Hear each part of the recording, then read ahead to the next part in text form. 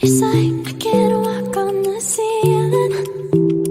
Oh yeah, got me dreaming, dreaming in colors I never dreamed in. Oh yeah, I let you in deeper than I let anyone else before.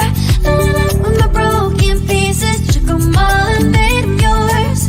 Didn't know what my heartbeat needed, skipping out, no I can't keep score. When I lose my breath, boy, you got me breathing. Oh, every little thing you do, every time you hold me, take me higher, higher. Every little thing you do, every time you hold me, take me higher, higher. Oh,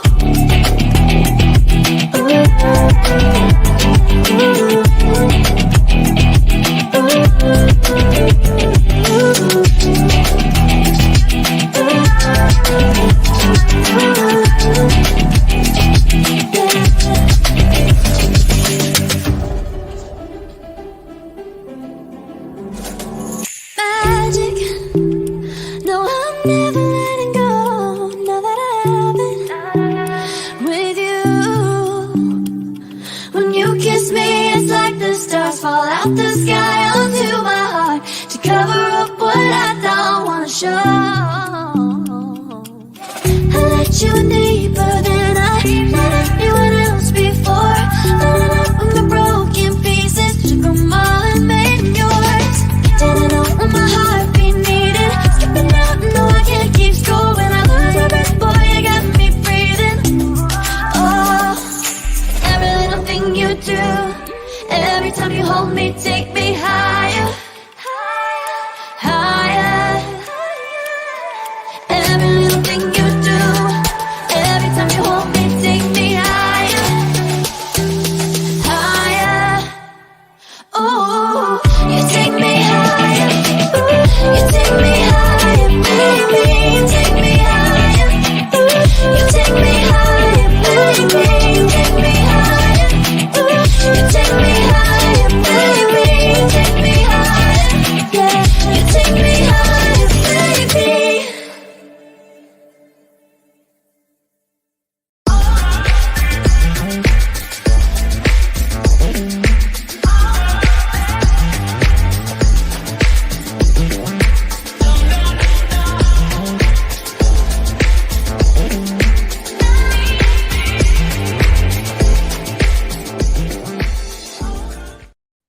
Welcome to Saturday Night Bottom, aggressive news show with Let's Be SV. I am your host, Marlon, along with Tracy, along with Anna. And if anybody ever told you today, you're special.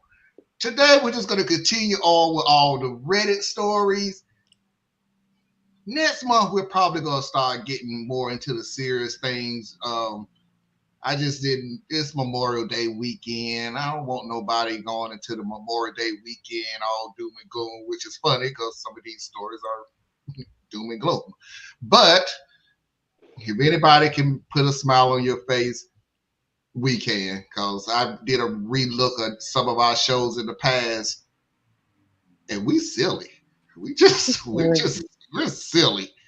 Like, we just come up with some of the silly stuff, but then again, we're talking about people who like to eat the toppings on pizza. Why take it seriously? Or take one piece of bite of a cake, Or take a bite of a piece of cake, and stuff like that. Tracy, how's everything going? Hey, Merlin. My name is Tracy Cardone, and I'm glad to be here. Cardone? She trying to be funny from last night, and it still ain't working. I still don't know who the person is, and I still don't care. And I'm wide awake. I'm not sleepy. I'm not irritable. Tracy just made it to the point where I just don't even care who the hell it is now. He says he's not mad, but clearly you can see. Clearly you can see. I was trying to make it perfectly clear that I don't care. Hi, everybody. Anna, how are you doing? I'm doing good. I slept most of today. Well, you had a great day. Whew. Yes. I caught up. Yes. My dad is away, so the house is very, very quiet. And I sleep when it's quiet and hot. Been hot today. But apparently we are all special. Is there a reason we're special, or is this just a random special day? Nope. Every day you're special. If nobody told you today that you're special, let me be the first to say you're special. Everybody that's on this panel, everybody that's watching the show, everybody that's commenting on this show, everybody who is a subscriber, anybody who's ever watched any of our replays, if anybody has not told you today, you're special. I feel like there's a favor. I need you There all is to not do. and that is so sad that I have to tell people special to get a favor instead of, hey, you're special. That's lovely, Marlon. Thank you.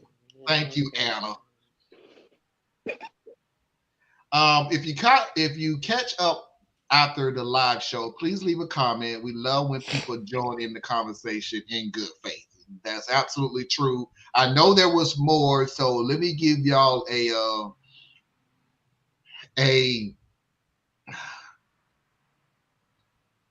something's going on with YouTube. There's an issue that we have with YouTube. I don't know what's going on with them. I've had to report a couple of things, such as I have to pull up YouTube and let it sit there for 2 minutes before I'm actually able to do anything. It won't click on a video. It won't do anything. Nikki last night said that she made comments and put comments in. It gave her red lines and wouldn't even come through. So it's something on YouTube side that needs to be taken care of. The only thing I can suggest to anybody is to reboot YouTube, but it fixes it. But that's the whole thing. Yeah, I tried to put 4 comments in the live chat, and only that one you read, showed up. So, yeah. Love you all from the other room. Hello, Mother Heart. And I'm not going to play the other one because that's between me and Parker. So if nobody's going to know what we're talking about. Anyway. I saw it, and I still don't know. I know. Mm-hmm. So without further ado, let's get this party started.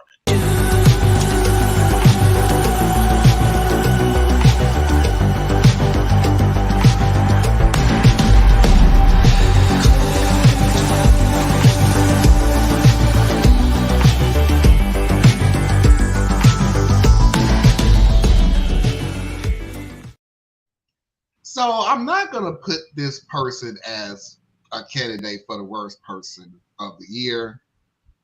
They're not at that level. I will, however, one day come up with... find someone.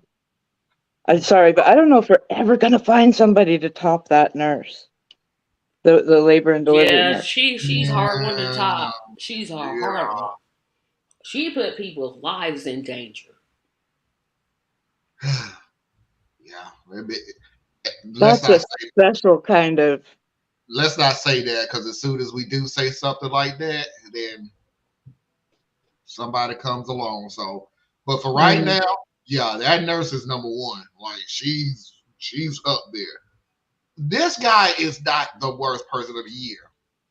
The most annoying, the most delusional. Yeah. To start things out, my mom passed away when I was 14 years old. Oh, I apologize, Anna. This is a moving thing, so you may not want to watch. Oh, okay. To start things out, my mom passed away when I was 14 years old. I was always closer with her than my dad, so I took it very hard and still missed her every day. My dad moved on extremely quickly, and I'm talking like 1.5 months later, and he was openly dating his current wife. And I personally suspect that he was cheating on my mom. She moved in 4 months after my mom passed away. Then, 9 months after her passing, they announced their engagement on my birthday as one of my gifts. I obviously didn't take it very well. I made a scene, I dumped the cake that they got me, and I walked out. I disappeared for a few days until they were about to put in a missing persons report. I was forced to go back. They tried to get rid of all evidence of my mom, pictures, personal effects, memories, and other things. I kept what I could, and I hid some others. They wouldn't let me celebrate her birthday or anything to do with my mother. They tried to force me to call this lady my mom, the person that my dad was dating, but I never did it. They would ignore me when I called her by her normal name. She would introduce herself as my mom, and I would correct her every time. It got to the point that I stopped talking to her unless absolutely necessary, or if I was correcting her in some kind of way. These talks were usually one-word answers. My dad got very angry every time I didn't call her mom, and would instead use her first name, or introduce her as my dad's wife. I only spent 2 weeks not talking to either of them when I was 16 years old because I was ruining their family dynamic. I turned 18 and I left for university and went extremely low contact, and I didn't go back. When I was 21 years old, I got engaged to my fiance. She knows about my relationship with my dad and his wife. She respects it and is on my side. When they found out my dad and his wife had a fit, they didn't know that I was seeing anyone. My dad's wife posted on social media saying she was excited that her son, meaning me, was getting married, as well as a bunch of other things, saying that she can't wait until she becomes a grandparent. I made a short post saying I am not and never will be her son, and she won't be a grandma to any of my future kids. My dad got mad and was saying that I was disrespecting my mother and embarrassing her, and so I asked who he was referring to, because my only mother, my real one, had passed away, and at this point, I lost both of my parents on that day when I was 14.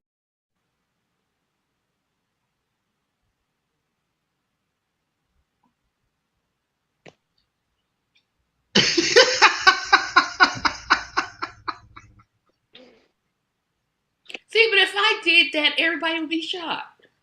Yes, we would be. Yes, we would. Absolutely. We're used to Anna doing it. But we know I flip people off regularly. Okay, And so this father's one of them. like I said, I don't see them as the worst people. We've had more. Unfortunately, this is quite normal. Dude, you are freaking delusional. Also, you was definitely, absolutely, positively, beyond a shadow of a doubt, cheating on your. Marlon, you're going in and out again. Like when you're rocking back and forth, we can't. Maybe I'm rocking back and forth. You beyond a shadow of a doubt was cheating on your deceased wife. Like, you just was lonely. Either way. Okay, let me help you out on something. You can't make somebody, I don't care who they are, your son, you adopted them, you took them from homelessness and you put them in a good home and fed them and all that other stuff. You still cannot force somebody to call who they deem a stranger mom. Like, that's not how mom work. That relationship has to grow naturally. And they're trying to force it. Yes. So that's when the guy was a kid. He's a grown man now, has his own place, got engaged, has a child on the way. And you're still delusional. I can't wait to be in my son's life. Okay, now you're to me, now you just feel like you're personally trying to piss me off. Because there is no way at this point in time, I don't want you to call me your son. You are not my mom. You ain't no way in hell you're going to see my grandchildren, no matter how many I have. Like, that ain't never happening. As long as I'm alive, it ain't happening. So, that's all I got. Tracy? Why did you call me, this? Boy, that kind of, part of me thinks the kid was a tad whiny, just a smidge. But that father, ooh, child. I mean, 4 months after your wife dies, you move her in, and then you announce on your son's birthday that you're engaged. Not the day after, not the day before, but on your son's birthday. You didn't even grieve for your wife. You just kind of made a scene at the funeral, then said, okay, move in. Okay, mistress. And yeah, I agree with you, Marlon. He was definitely cheating. But as this is pretty much. I don't know if this is am I the a hole or real or not or whichever one it is, but It's just a story. uh, this is definitely a good candidate for no, sir, you're not the a hole. The father and the mother of he doesn't want you to be his mother. You're the mistress. You're the side piece that graduated up to the main piece. Sit down, know your role. He doesn't like you. He doesn't want you to. He's not going to call you mom. He's never going to call you mom. I agree with the son, although I still think he was a little tad bit whiny, little bit, little bit, little bit. Um, he's never going to call you mom. He doesn't like you. He doesn't want you in his life. Stop calling him your son. He's not your son. No, stop. Just stop. Anna? I want to talk to that father. Come close to the screens, sir. Hold on. Stop for a second, Anna. This, I do see you. I'm going to bring you in on the second part of the story. So, needless to say, there is a second part of the story. Oh no, there's more. Yep, there's more. Go ahead, Anna. I had a feeling we're gonna have it gets worse. Sir, you have put this delusional thought into your second wife's head. This is your fault. This is your whispering to her at night. This is your fucking pillow talk. Don't worry, baby. You're really his mother. What the fuck are you doing? Your kid is supposed to come first.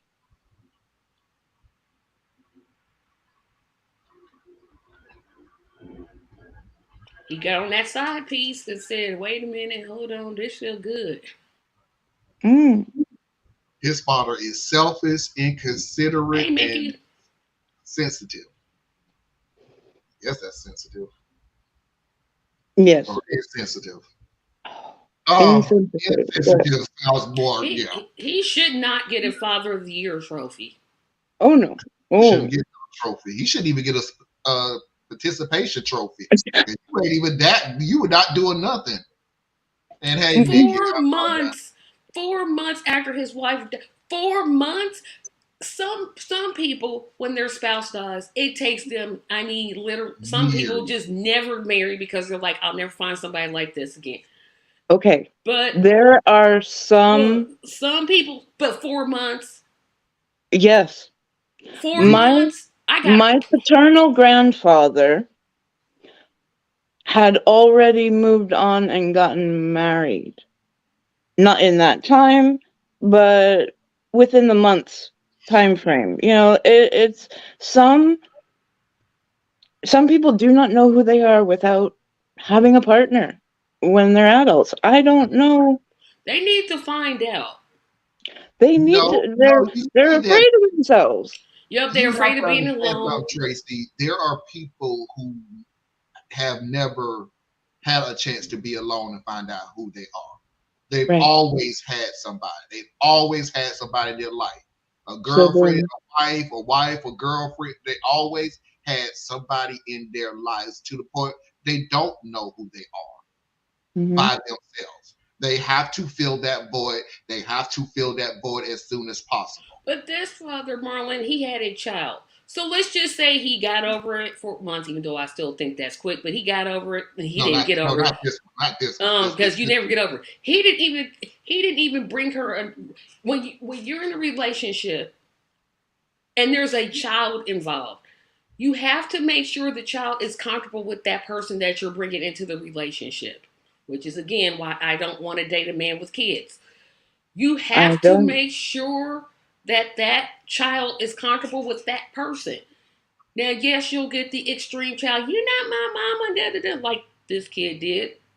But still, if you plan on marrying that person, you have to make sure that your child is at least comfortable enough to say, that's my stepmom or that's my second mom.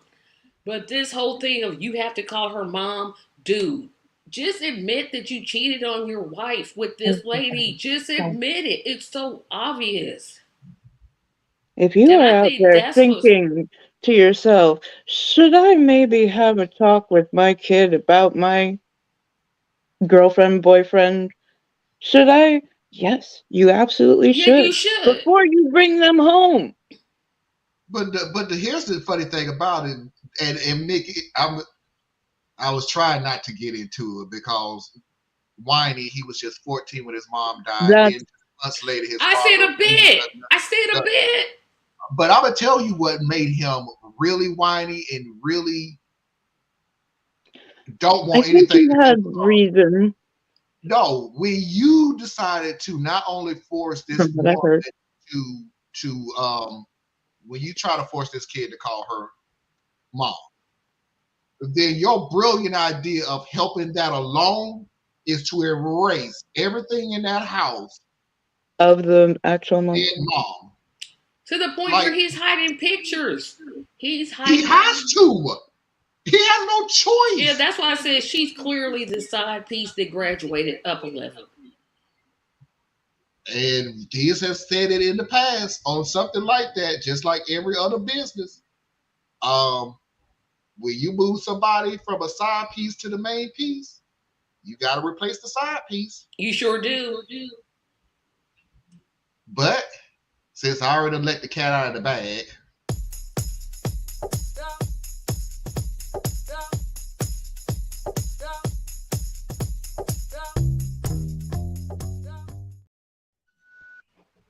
so hey, Thiz. Hello, Hey, kids. yeah. So how can he make it worse? How can he possibly? I'm talking about the dad. I'm giving you the simple fact of the worst of the worst is the dad. How can the dad possibly make this worse? Telling him that he actually did cheat on his mother and made her a side piece.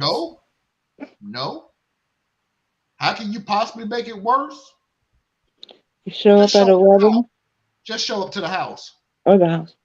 Now that situation was about 3 years ago, and we went back to no contact. My wife is about 8 months pregnant, and they just showed up at my house, even though I never gave them my address. They wanted to talk and meet my wife, but I didn't let them in, and I said to turn around and go back to where they came from. But apparently, they decided they wanted to move to my city and state just to try and be closer and repair the relationship between us. She said that she missed her son and wanted to be a better mom and grandma, but I called them delusional and told them to leave, and I slammed the door. I later found out they bought a house about 5 minutes away from us. This has all been way too much for me, and my therapist wants me to let them in, but I would rather cut all contact. It wouldn't be so bad if they would just stop trying to replace my mom and act like she never existed. I honestly don't know much about my dad's wife. I don't even know if I know who my dad is anymore. My wife is struggling to support me emotionally and doesn't know how to help. How do I convince my dad and my dad's wife that she will never be my mom ever? Before we go any further, the original poster actually has an update to this story. This is what they had to say. So first off, I want to say thank you to everybody who commented, and I want to start off to answer some questions and to clarify a few things. My wife, myself, and our unborn child are doing good overall. My wife is over being pregnant at this point, and our child should be here in the coming weeks. I did find a new therapist, and I called to cancel the rest of my appointments on the books, and he did not take that very well, so I have to put in a complaint. I met with my new one, and I like her a lot better. I feel like I'm actually being heard, and I'm actually getting the help that I needed. I want to make this clear as well that I am 24 years old. My dad's wife is also 38 years old, so she is 14 years older than me. My dad is 52 years old, 14 years older than his wife. So when she entered my life, I was 14 and she was 28. There were also a lot of theories about how my dad might have had something to do with my mom passing, but that is not the case. But I still believe believe they were together before she passed. I am also investing in a security system, but it will be a few weeks until they can install it. But for now, we have a doorbell cam as well as some cheap cameras around the house. Also, since the post about her being excited about being a grandma and about how my wife and I got engaged, we have both locked down all of our social media. My wife and I are not active on any platforms anymore except for messaging or sharing pictures. All right, Thiz, I'll let you have the first crack on this one. Well, I mean, I missed the entirety of the first one, but I think I'm with you guys. I mean, I don't know. I end up going off on a tangent. Basically, they got some family issues. The dad is not coping well with losing his wife and made whatever decisions he made for his life, which from the outside, they're just not responsible. They're not the type of parental advice, decisions I would like to say I would make. But unfortunately, I've been around long enough and I've seen enough people to know that how you think when things are calm can be drastically different to how you think in grief. Different people process it differently. Some people try to run from it. Some people try to pretend it's not there. Some people dive into it and never come out of it. I just, then you have some people who snap and do dangerous and harmful things. So nothing that someone who's lost a spouse does really surprises me anymore. I would like to say that as a parent, your child should always come first. But we've even had stories here in the past where we've seen where they become worse parents. And in my opinion, sometimes they become worse parents because when they look at their child, they see the one they lost, and they spiral there too. So dad, whatever on him. It's not the way I would say to do this, but it sounds like his child is grown. He's Um, 24 now. He's all right, so this 24. He has happened when he was a house. He's 14, married. Yeah, and this Yeah. happened back when he was like 14, right? yeah. So it's been like a And decade. the engagement of the father to the new wife was announced on his 15th birthday and told to him it was a gift for him. Right? So it's a trash parent. However he's dealing with his grief and all that aside, that doesn't excuse behavior, right? It just explains it. Yeah. So trash parent, whatever on that. Now looking at the son, this is where I slide off on a tangent because I can't say nothing wrong about what the son's doing. The son's trying to, saying process and protect his new family because that's what he has to focus on, right? Mhm. My tangent, and no one's going to agree with me here, but I've been dealing with this for a couple months now. And I had brought this up sometime in the past. I'm stuck in two worlds here where I really do think that therapy and counseling is important, but I keep running into more and more people, and I know it's just my one life, so anything I run into is anecdotal. Um, but more and more people that they're getting counseling, they're seeing a therapist, they're doing all this, they're doing what we say is the right thing for them to do, and they're not any better. They're just better at emoting. Like they're better at expressing what they're going through, so it's not just sitting inside anymore. So they're constantly emoting, but they just as broken as before. And I'm like, this guy, he said that he had the therapist, Mhm. and the therapist was giving him advice that he didn't like. And Mhm. okay, so now you fire the therapist to go get you another therapist who you feel is telling you something more that you like. I don't know. It's a tricky thing, right? But at the same time, if you were going to the doctor and the doctor told you that this is what you need to do for physical therapy and it hurts like hell, you might go get you a different doctor or get a new physical therapist. So I don't If know. It's you like I'm have, stuck in two worlds on that one. see, and there's where I But will always say that, therapy is not a catch-all answer. therapy is not just going to a therapist. And therapy, successful therapy, you really do have to find somebody that you feel you could say anything to, and it just won't shock that person, or that there won't be something as I'm lacking a word here, but I really do not like that the first therapist was trying to push him to go back to his father. If everything that But you that, hear, sorry, but isn't that? I mean, because that's you get your style points, right? Where there are various forms of philosophy, which sides of what's the term, psychosomatic theory or whatever that they adhere to is going to lead the therapist down various paths, right? are you So this Freudian? Are therapist you may be. Jungian? Are you, yep, Yeah, so are we talking all that. about closure, and in which closure is okay, well, I want to reconnect you to your roots, and you have to find your way to understanding each other, even if you never agree with each other.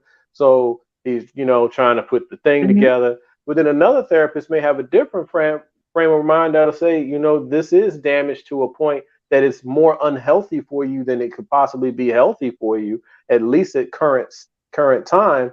And that's not something you are emotionally able to take on, so instead, let's figure out how we can strengthen you for your new family and leave the door open for yourself to one day explore reconnecting if that's what you so choose to do. Right. So there's all these different ways to go at it. But I'm like, yo, from what little we heard, hopefully he's found one that works better for him. But I'm like, I don't see where he's going to be any better 2 years from now. We also have to keep something in mind when it comes to therapy, when it comes to medicine, when it comes to attorneys, when it comes to spouses, when it comes to all this stuff is employment. Not every person is meant for you. Right. So yeah, you may Agreed. go to a therapist, but that therapist may not be the right therapist for you. Just like that job may not be the right job for you. That person may not be the best spouse for you. It has to do with what is the best fit for you. Now, Thiz, I get what you're saying because I'm on that second mind frame as you too. I don't like the idea of, well, I don't like what you said to me, so there, or you have to ask the questions, or you have to fix me the way I want to be fixed. It is like, dude, Do you think that this man no, did that? I don't think in this situation. I'm just saying in I general. mean, from what little Okay. we got, it seems more like they just weren't a good fit. Right? And that's Yeah. just what it is. And so this You other person absolutely. is maybe able to reach and connect more with what's really ailing versus trying to fix what they want to fix. I don't know. And fix is not even the right term when you're talking about counseling and therapy anyway. But Right. it's just, I don't know. And I'm what just not the kind of best for it therapist, because, there are different aims of therapy. There's behavioral therapy, there's cognitive, I actually was really lucky in that I found somebody who was like, always, let's make a plan. No matter what you're going through, here are your choices. This is what you can do to step your way out of either what you're telling me is an unhealthy situation. Because, like, I would go to my therapist when I had a really bad doctor appointment where I felt somebody wasn't listening to me, or I'm trying the 85th specialist kind of thing. So, we would make a plan. We would sit down and think of the questions that I should have before I got to my next doctor appointment, whether it was going back and trying with that person again or going to a new person. You I never had the sort of therapist that ever felt they could tell me what to do in such a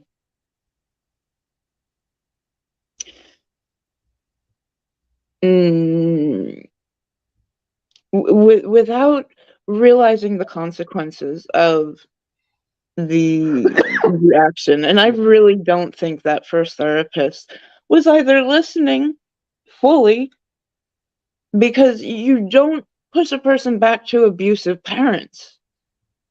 If they're being abusive, you get the person out.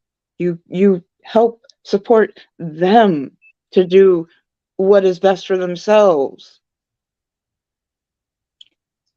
Mostly a therapist is just a place to go and get all of these thoughts that are going around in our little monkey brains. You know, it's called monkey mind for a reason. We bounce around. Pardon me, I'm sorry, y'all. No, that's all right. And when we finally start saying things out loud, we either hear how, wow, that sounded totally different than it did in my head, or you really solidify your stance and go, okay, yeah, I am on the right track. No, I love that. I'm a firm advocate of that. I tell people all the time, you got to get it out, because what's echoing in your head becomes distorted. If you've ever heard echoes, you know the echo is not a true representation of what an original sound was. And that's what's happening when you have these thoughts trapped in your head, right? They're just bouncing around. They're getting distorted. It's not, you're not even looking at reality the same way. Right. I'm there. But I guess where I may be missing the boat here, and I'm sorry that we're on a little bit of a tangent. It's related, but not. But it's almost like, are we just going to treat, once you have a mental or emotional imbalance, that it's now chronic? Like it's not something that can be healed or fixed. You will now be chronic with this thing. Because if that's the case, that can be a serious barrier to a lot of people seeking help. And then on top of that, let you have any type of, we've seen this in the news with so many times where they go blame the victim who's now deceased or whatever the situation is, and they're like, well, they were under medical care, they were under psychiatric care, and you're like, so it ends up being weaponized against you as well in some cases. And then of course, the same thing that getting help has always had, where it stigmatizes the individual, because society just hasn't gotten to the point where it recognizes mental health as physical health. But it's just that, I don't know. Let's move past it, because it's just, I don't know. I just hope the best for this guy and his family. Very much so. And that's where it'll just always come down to, there's a big difference in the different types of therapies. We're not saying, and I am not saying that I actually graduated from therapy. So no, you don't have to stay with a therapist once you go. You can have an issue, go, realize you like talking to the person, and maybe, hey, I'd like to explore some other things once you get past that initial problem. Yes, we would like to normalize mental health as more of just a health issue, so that maybe if we go in and got checkups, we wouldn't only have to go when there's a trauma, when there is some issue going on. It is, but I will always stick to the line of therapy. When I say therapy, that can mean a lot of different things. That can mean talking to your best friend. Agreed. But when people commonly say therapy, they're talking about a professionally trained situation, right? That's what they're talking about. Right. Now, we know that if you have a healthy, I will caveat professional therapist when I think it is needed. Yeah, because I'm like, if you have quote unquote healthy circle, whatever's in that circle, family, friends, what have you, then you oftentimes are doing therapy, you're just doing it a different way. You get what I'm saying? Like, when I'm stressed out about certain things, I know I can go to Marlon. If I'm stressed out about another set of things, I go to my brother. You know what I'm saying? So you have that, but everybody doesn't have that, right? So then they need to have that artificial structure there that they can go and they can tap into. And oftentimes and then if it's a serious enough trauma or issue or whatever it is, that's too much to load with your circle anyway, right? Because it's unfair to put that on them to now process their lives and your life. That's just Exactly. too much, but it just seems like it becomes chronic, and then we push it so much. We got a heavily medicated society.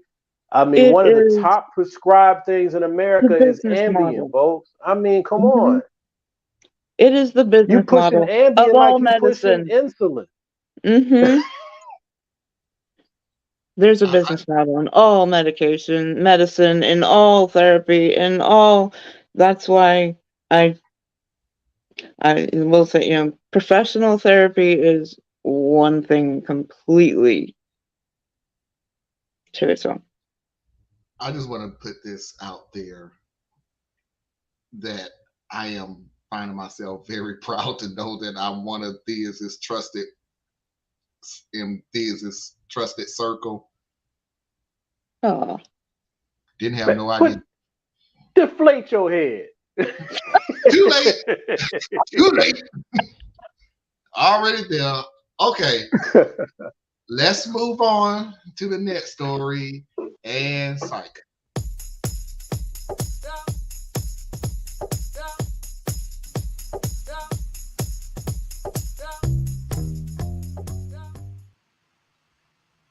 Tracy gonna come you are take your computer. special, Marlon. You are so special. Here's the funny thing about it. Tracy Carone is really upset with that little stunt you just pulled. Now it's Corona. You had to watch last night's show. You have to watch last night. She's trying to be funny. He And completely got the name she's wrong. less funny today Like, as she was last night. So see how mad he getting mad? What? Are you literally? Is that what your goal is? No, that's your reaction. No, my reaction is I still don't care, and I still don't care. Here's the deal, and I already had this tatted up for what I was going to say because I was under the assumption that it wasn't going to happen. Now, granted, I'm not taking any away from that excellent segment we just had because it was phenomenal. We should get a whole bunch of likes from that because we threw some knowledge out there. But there was one question that was not asked during that whole last segment. And that question is, how did they find them to begin with?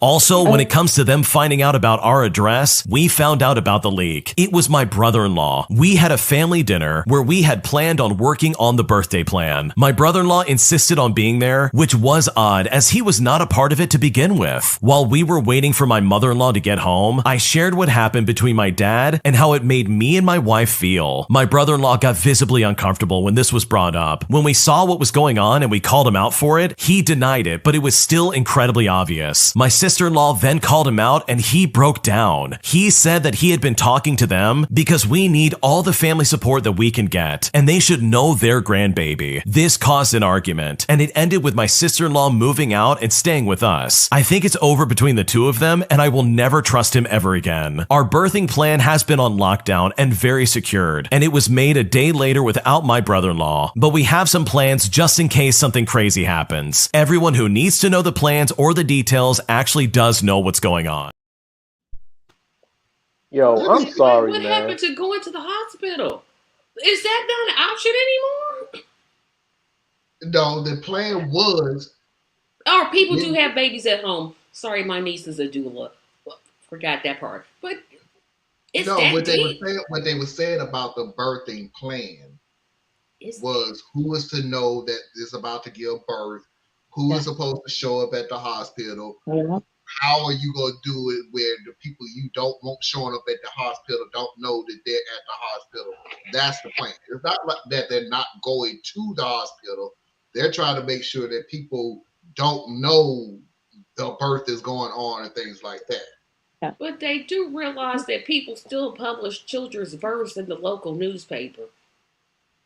Yeah, but by the time you see that, it'd be too late to get to the hospital. Yeah, right. Yeah, but then if they already know where they live, they could just keep showing up. Why That's did you part of the do? problem. But this whole family, man, see, I'm coming back to it. Now, this is an isolated situation made Mm. for Reddit, okay? But come Sorry. on, man. Y'all playing like this is Mission Impossible Part 9. You know, it's well, I already don't get along with my father because he's listening to this train wreck of my childhood. And now, 10 years later, I'm firing my therapist because they told me to work it out with my dad. And then my brother-in-law, I'm gonna call him Robert because it sounds like an episode of Everybody Loves Raymond. He goes and tells my other family where we live. So then they go buy a house up the street. And then when we get together and we arrange our secret handshake and our secret call signs so that nobody knows where the baby's gonna be born, what floor in the hospital. Hey, did you make sure you paid your secrecy dues? And it's like, come on, man. You are obviously not well adjusted. So it's Okay, like let me the go on. whole family's a mess.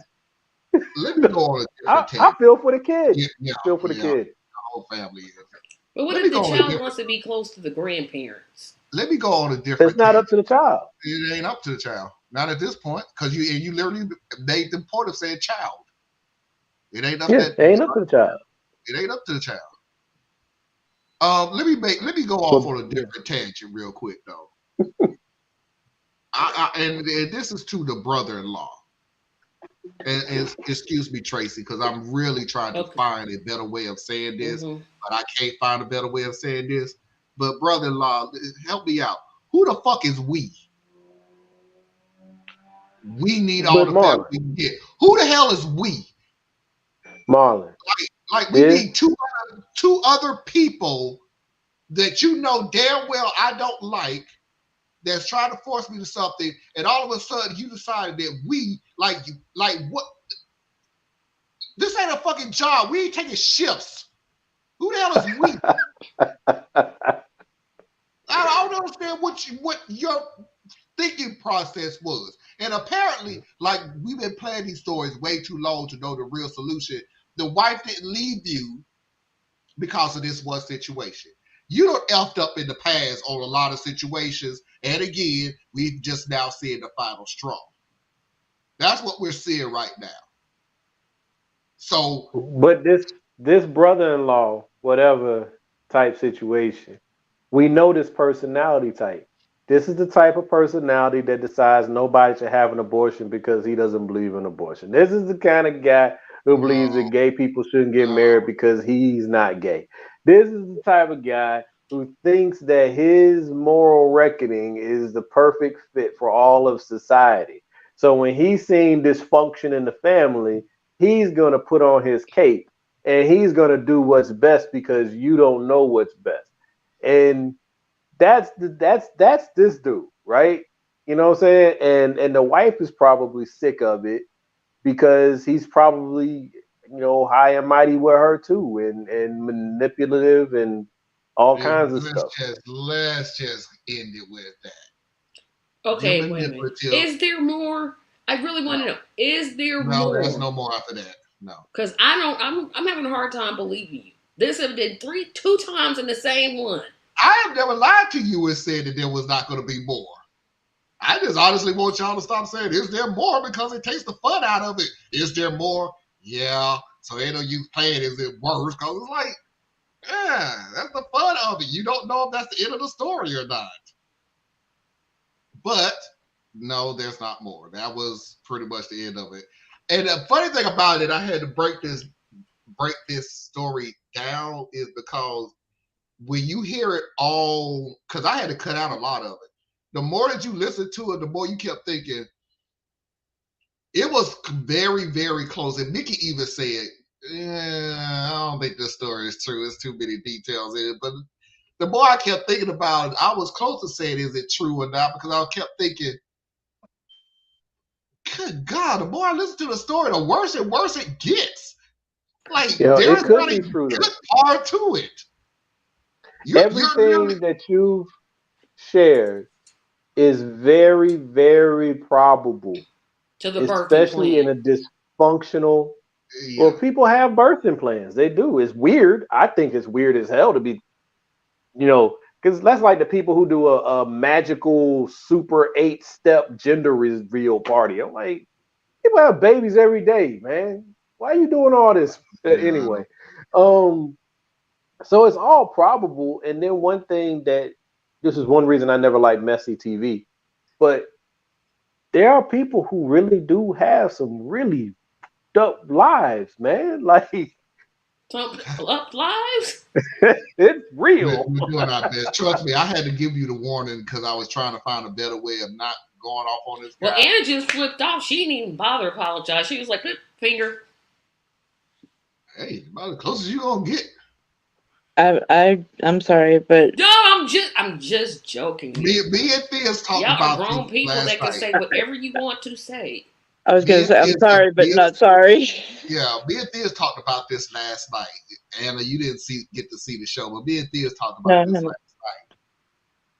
There are some people who don't like confrontation, and to an extent, everybody on here will try to avoid confrontation, but to a freaking point. Now, there's a miscommunication. That's the avoidance of confrontation. Like there's a miscommunication. We misunderstood. When you flat out going out of your way to be an a-hole. Yeah, everybody. Yeah, you gonna hear us. But We to are that gonna be brother-in-law, confrontational. in that brother-in-law's head, he's not being an a-hole. He's actually being the I don't adult give, in the room. hey! I don't give a rat's ass if what he thinks. He could think that he's Michael Jordan. I don't care what he thinks. At this I'm point just in time, saying. The I'm thinking original about me. Michael Jordan or Michael B?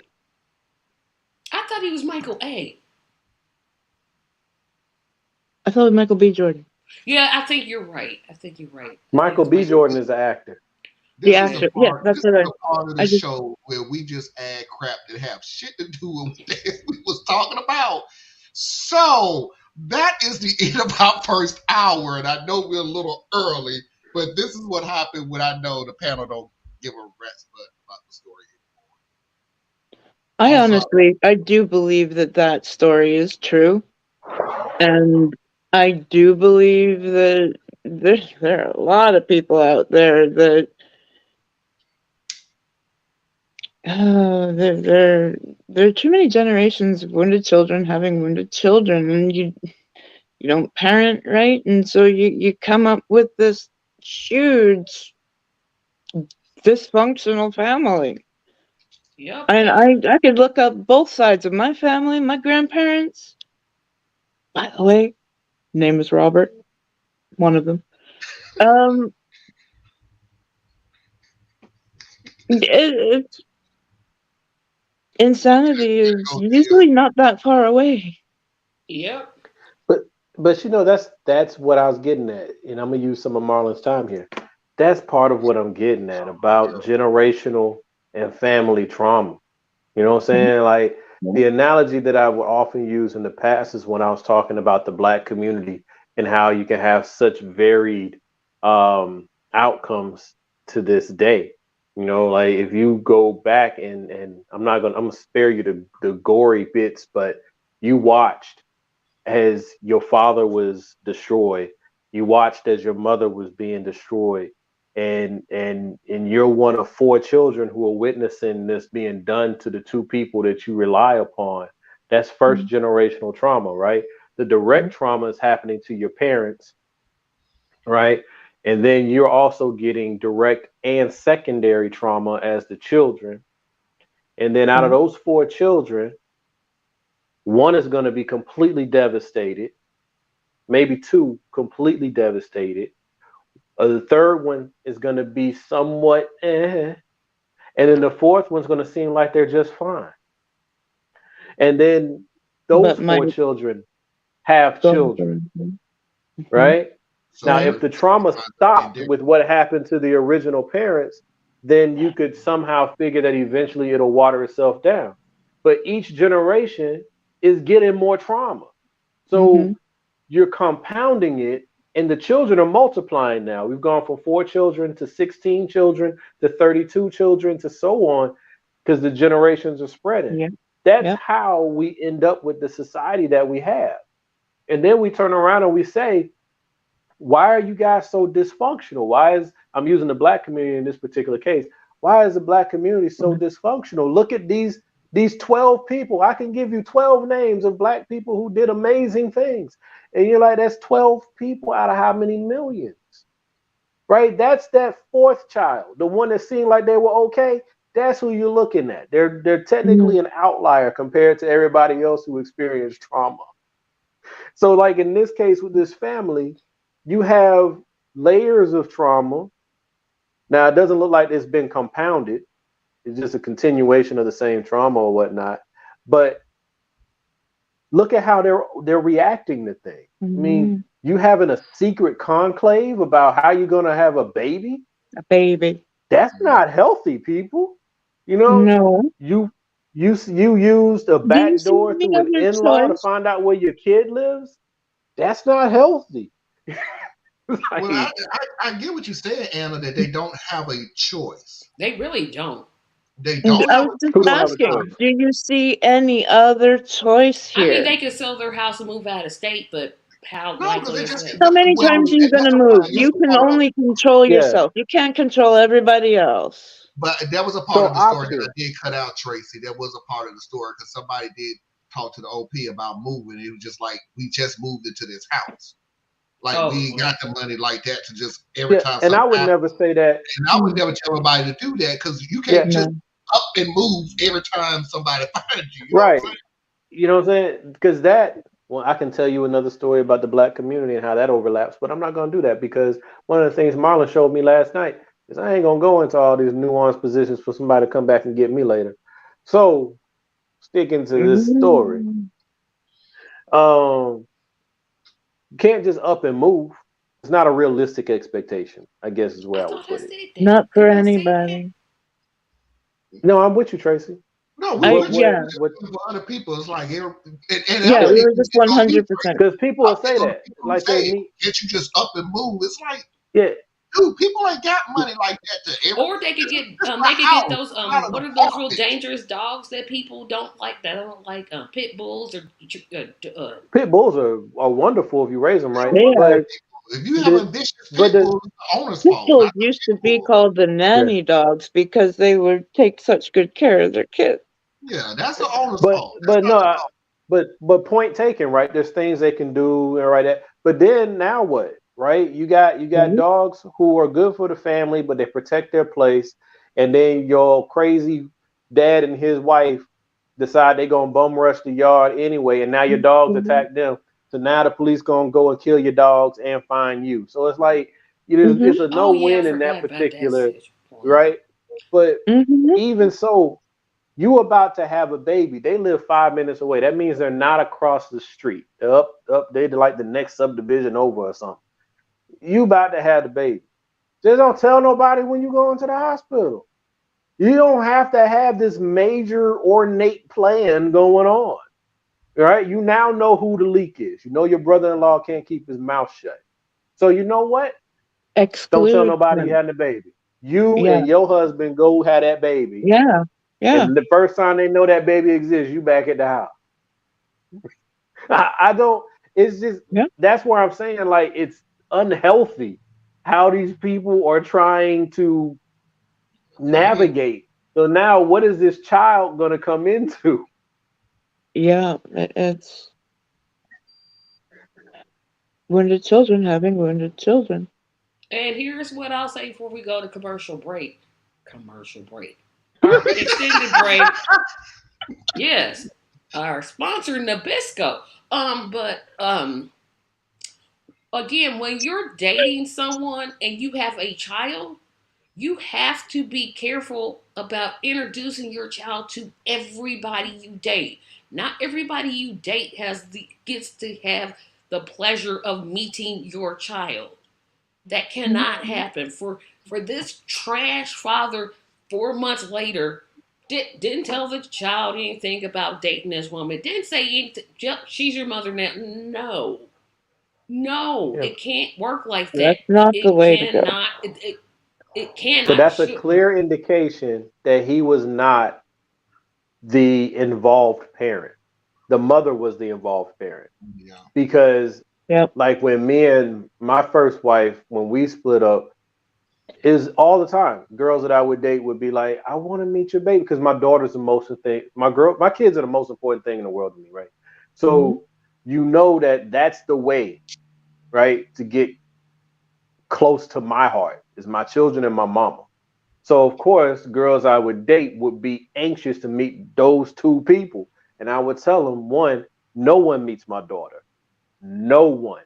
My daughter knows her mother and she knows me. Now, what her mother does over there, I can't control any of that. But as for me, no one meets my daughter. And it's to your benefit. The last thing you want to do is meet my daughter or meet my mother, because those are the two most protected people on this planet. So you hurt them, you confuse them, whatever, it's going to be bad. So people need to be more protective over the people who are vulnerable. Like Tracy's saying, why are you introducing boyfriends and girlfriends to your children? You know what I'm saying? Now, at some point, when it gets right? serious, when it gets right, yeah, because you also have to be conscious of the fact that when you are a parent, you're not just dating for you, right? So the person you're dating for you as far as who completes you, but at the whole time, At some point, there's also the focus of, is this the caliber of person that can be around my child? Even before you introduce him, that has to be going on. Yeah, this sounds like a dude who never was raising his kid to begin with. Because she was the side piece. Hey everybody, what's up? Hey everybody, what's up? Hey, did we have our 3-minute break? Yeah, I'm have to catch up with the story because whatever that video gave me the background is so creepy. The only reason I want to read that is because that's why I don't show that dude. Sometimes it's like it has to be a very special story for me to share his video, because we have people who for some reason has to play those background things. And believe me, there's one person that I listen to that I literally put his video up and I just go and do other stuff because he shows really violent videos in the background. So I'm like, you're just lucky you got good stories, but I'm not gonna watch what's playing in the background. So you knock yourself out.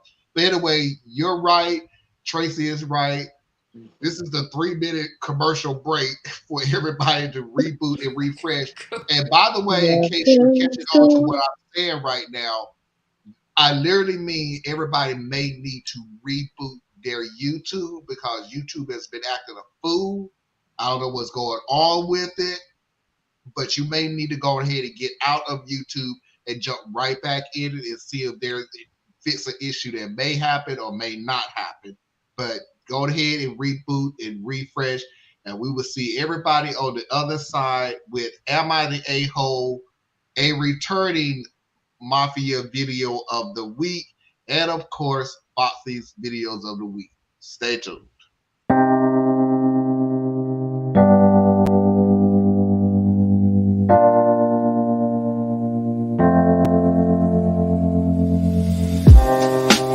Living for weekends, wishing I could take a break from this world. Running on a hamster wheel, but searching for something I can't feel. I just wanna be a lost girl and fly. Take a breath, feel my wings spread, levitate above the ground and make eye contact with clouds. Now I'm rising, I'm soaring above it all. I just wanna be free, finally, I wanna be free.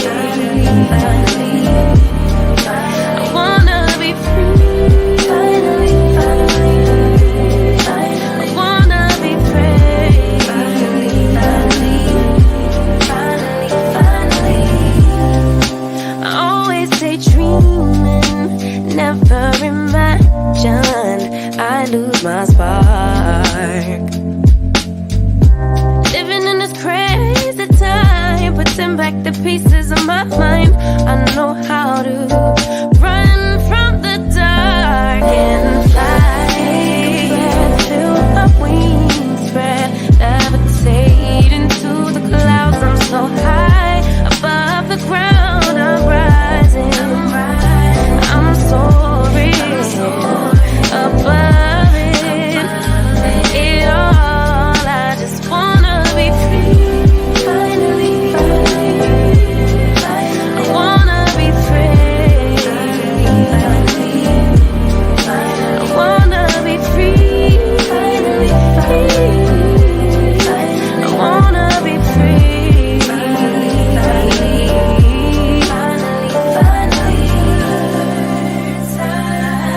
Higher to a bird. You, I'm rising.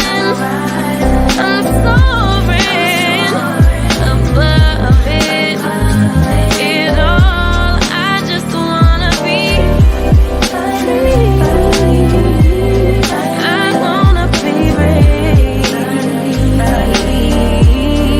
I wanna be free. I wanna be free.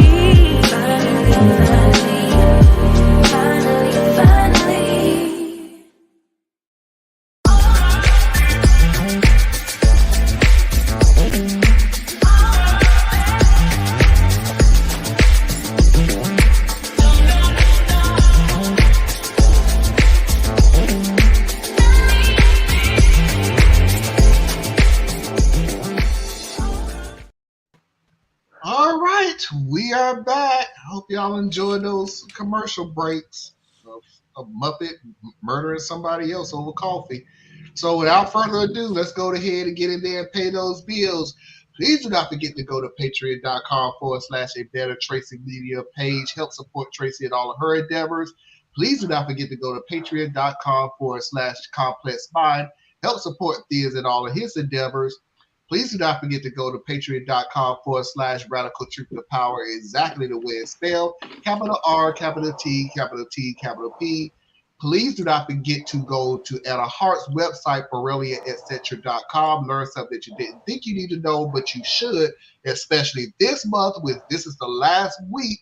But of course, just because the month is over, don't mean you still don't need to know. And as always, if you want to reach me, you can do so at radtp@outlook.com. That's RADTP@outlook.com. The kitten. Just Good job, Mr. Marlon. old hat. When this show Well gets bigger, this 3-minute time period will be filled with ads for some sort of ultra conservative coffee playing company. LOL.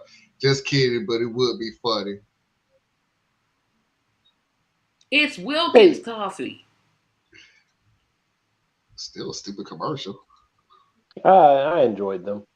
Commercials were hilarious. They were weird. I think that was the point of it. Am I the a-hole?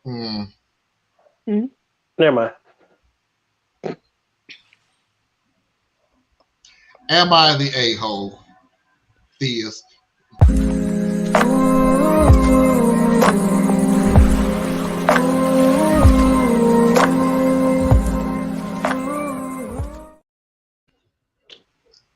There are some social norms that, and I can only speak from my experience in the Black community, and I'm speaking from my experience in the Black community. That's why I have a wide open panel to try to figure out, does it happen in other people's communities or not? There are certain things that can happen to you that you deem bad, and you talk about it, or you don't deal with the person no more, or blah, blah, blah, things like that. Foxy said it a little better than I did. There are some things that happen to you, it's going to get your ass beat. I'm in this category right now, but I just want to see, is it just me and my upbringing? My sister-in-law throws away my child's baby stuff. I'm a 19-year-old woman, and I have a 3-week-old baby girl. I do still live with my parents, but since I pay rent equally, they say that I have just as much of a say in who comes and goes from the house as they do. I've never actually taken advantage of this rule until recently, though. I have a brother who's 26 and his wife is 24. They're both crunchy parents to an 8-month-old. Basically, what crunchy parenting is effing stupid. My brother and his wife use reusable wipes and nappies, think formula is the epitome of evil, and the list just goes on. I'm the complete opposite. I use pacifiers, formula, and disposable wipes and nappies. They're completely against the products that I use, and they often give me things like my sister-in-law's breast milk in bags. And they also give me disposable diapers that their kid has grown out of. I've used some, but it's not really my cup of tea. On Monday night, my brother and sister-in-law were minding my baby for me since it was my birthday, and my baby's father took me to get some dinner in one of my favorite fast food places. It was great and really relaxing. When I got home that evening, my sister-in-law said that she did some cleaning and threw out everything that you don't need. This immediately sent up red flags, but they were in a hurry to get out the door and left almost immediately. When I went into the nursery, every disposable diaper and wipe pack was gone and replaced with some reusable cloth ones. Same with my formula. There was 8 tubs of it and all of it was gone. I'm not able to replace them at the moment, and solely breastfeeding isn't sustainable for me. I was extremely angry, and I just turned my phone off to avoid being mean to my sister-in-law. She and my brother came over yesterday to collect some things they forgot, and that was when I confronted her. I told her that she has to replace everything that she dumped. When she said that she can't afford to, I said fine, just get out and don't come back until I've been reimbursed or everything is replaced with the original items. My brother thinks that I'm being a massive butthole and he's on his wife's side. Our parents think that I'm being completely reasonable here, but they think that telling her essentially not to come back is taking it too far. Am I the butthole? Catch these hands. What did Foxy say? Catch these hands. I'm sorry.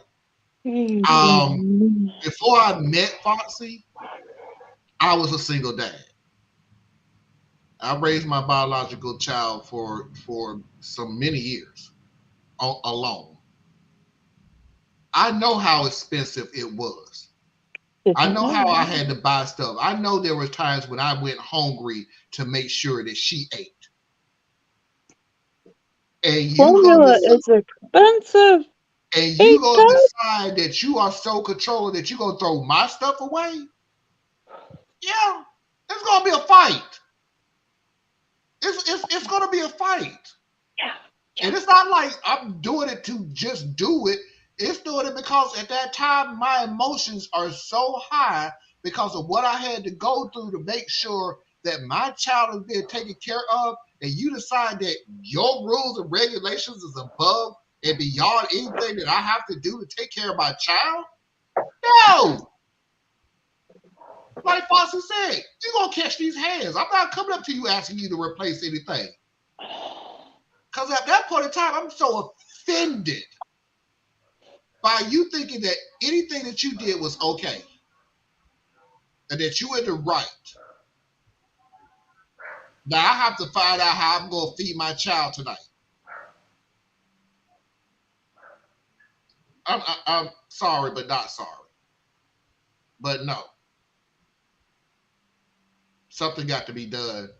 And bless this woman's mind that she walked up and said, hey, you need to replace everything, or even the night that it happened, hey, I'm going to turn off my phone to make sure that I don't say the wrong thing. Bless you. Appreciate it. That ain't me. Because I'm about to roll up to the house. And do what? Money? Oh, you finna catch these hands. Okay, so then your child? Trace this? I'm not at that point right now to be thinking the next step ahead. I know that's what you're gonna do. You're a parent. You always have to think the next step. I'm not thinking that right now. You're the I'm parent. thinking right now that my child don't have any damn thing to eat. And so now they're gonna have their child. Now that child's gonna have their parent locked up overnight. My parents do. I'm just saying, bro. You I'm said just my saying. parents there, Marlon. I can't do. I Folks, I get what. can't roll with that one. The I way know the girl I know responded, you in my said opinion, you were thinking logical, and I'm thinking Um, I illogical. got one But I job. I have one job. can't. What's the job? Take care of my kid. And this woman made it almost damn near impossible to take care of it right now. Yes, they did. And Okay. that's why I would do exactly what she did, which is shut these people. Now, in my case, I just shut you out completely. Like we done. You know what I'm saying? Uh, but I ain't putting my hands on you unless you come at me because I got one job.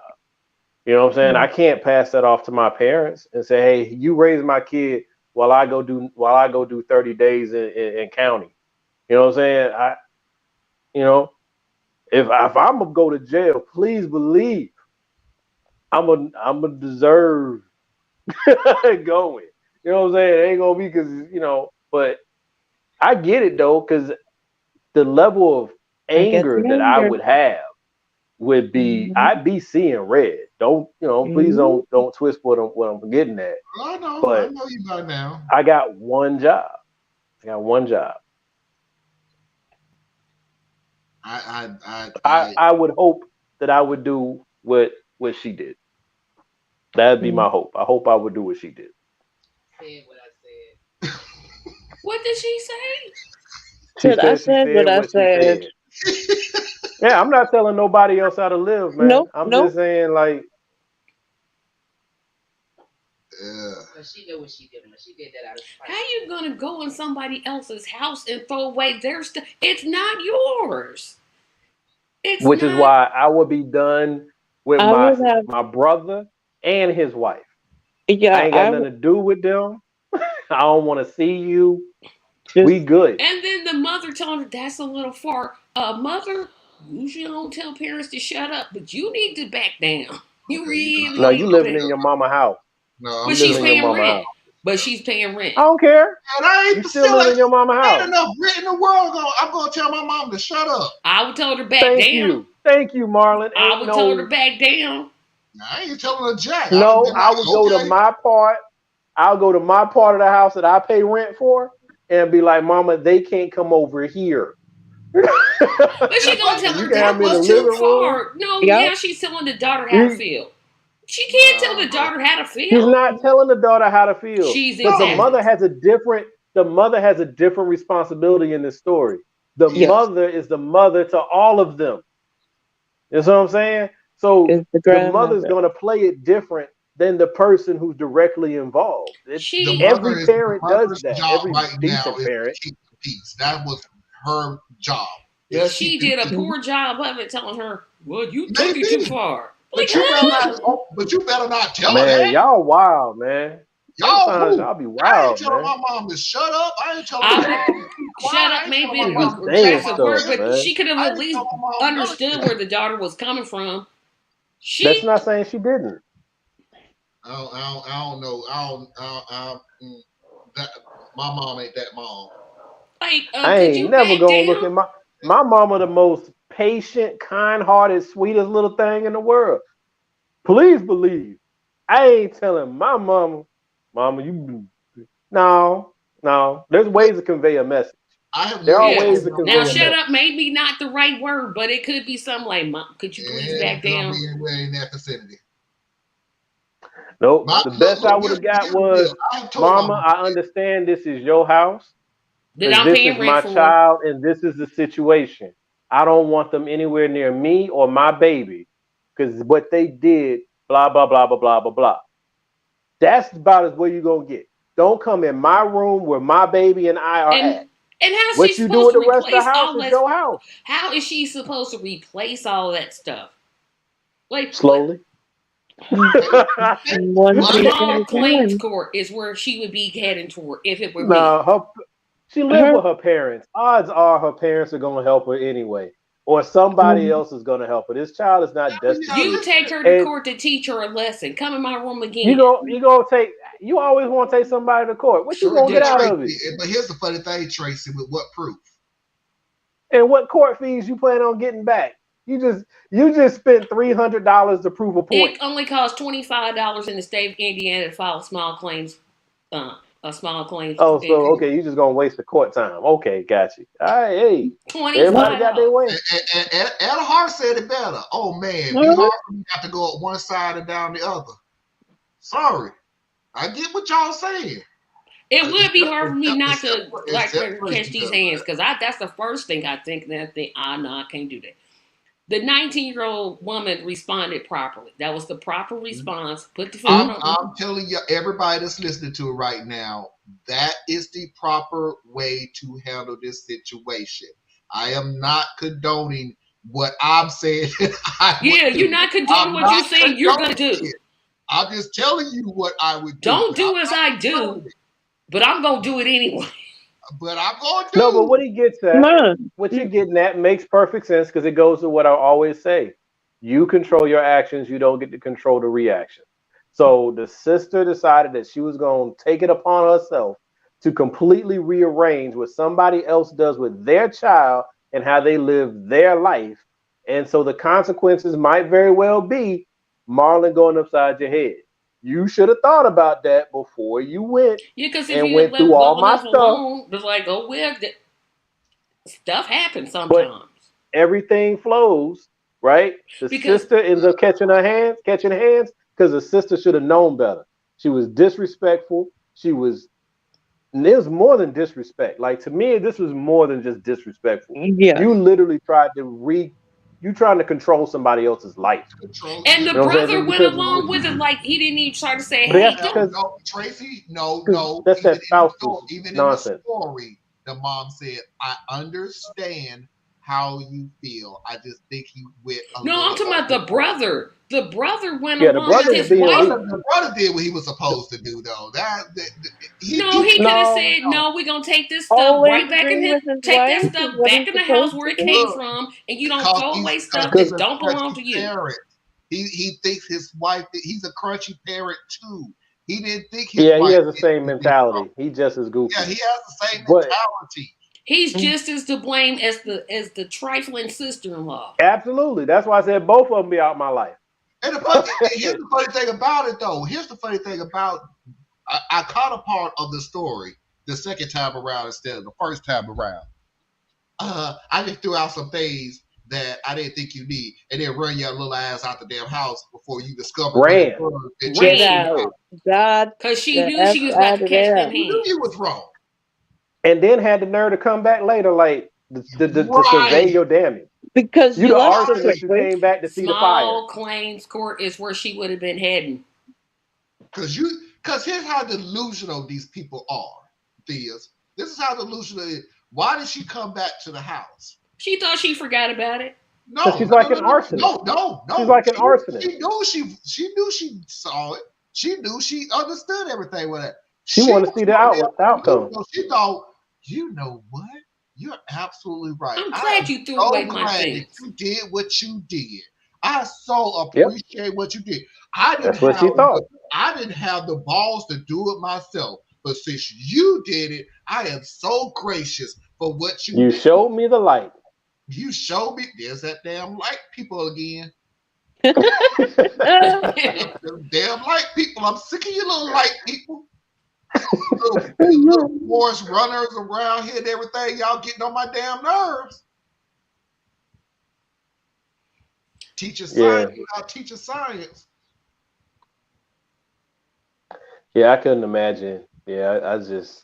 That's terrible to have something. In the beginning, Marlon, you were saying you wanted to see if what happened in your community, and you were just talking about your reaction. Mm-hmm. Okay. Because I thought you were saying you had crunchy parents around you or something, and oh no, I've never heard. No, that was not my reality. Okay. People come up with new terms every day, and it's starting to confuse. Yeah, I had never heard of that before. Like crunchy? Do they eat crunchy peanut butter or what? I don't know why it's called. I know what it is. I know what a helicopter mom is. I know what it is. I just don't understand that. I've never heard that term. Why is it called? I have no idea. You know why it's called crunchy? Mm-hmm. Because they don't believe in modern technology for keeping things clean. So they underwear be crunchy, their hair be crunchy. You know what I'm saying? They breath smell like old crunchy stuff. Oh my So, that's them beatnik people, man. Or there's those super religious, scary people where everybody in the family got to wear a dress that come down past your ankles. Them people, they just look like they smell funny. Them people. So they call them crunchy because your nose crunches up when you get close to them. God.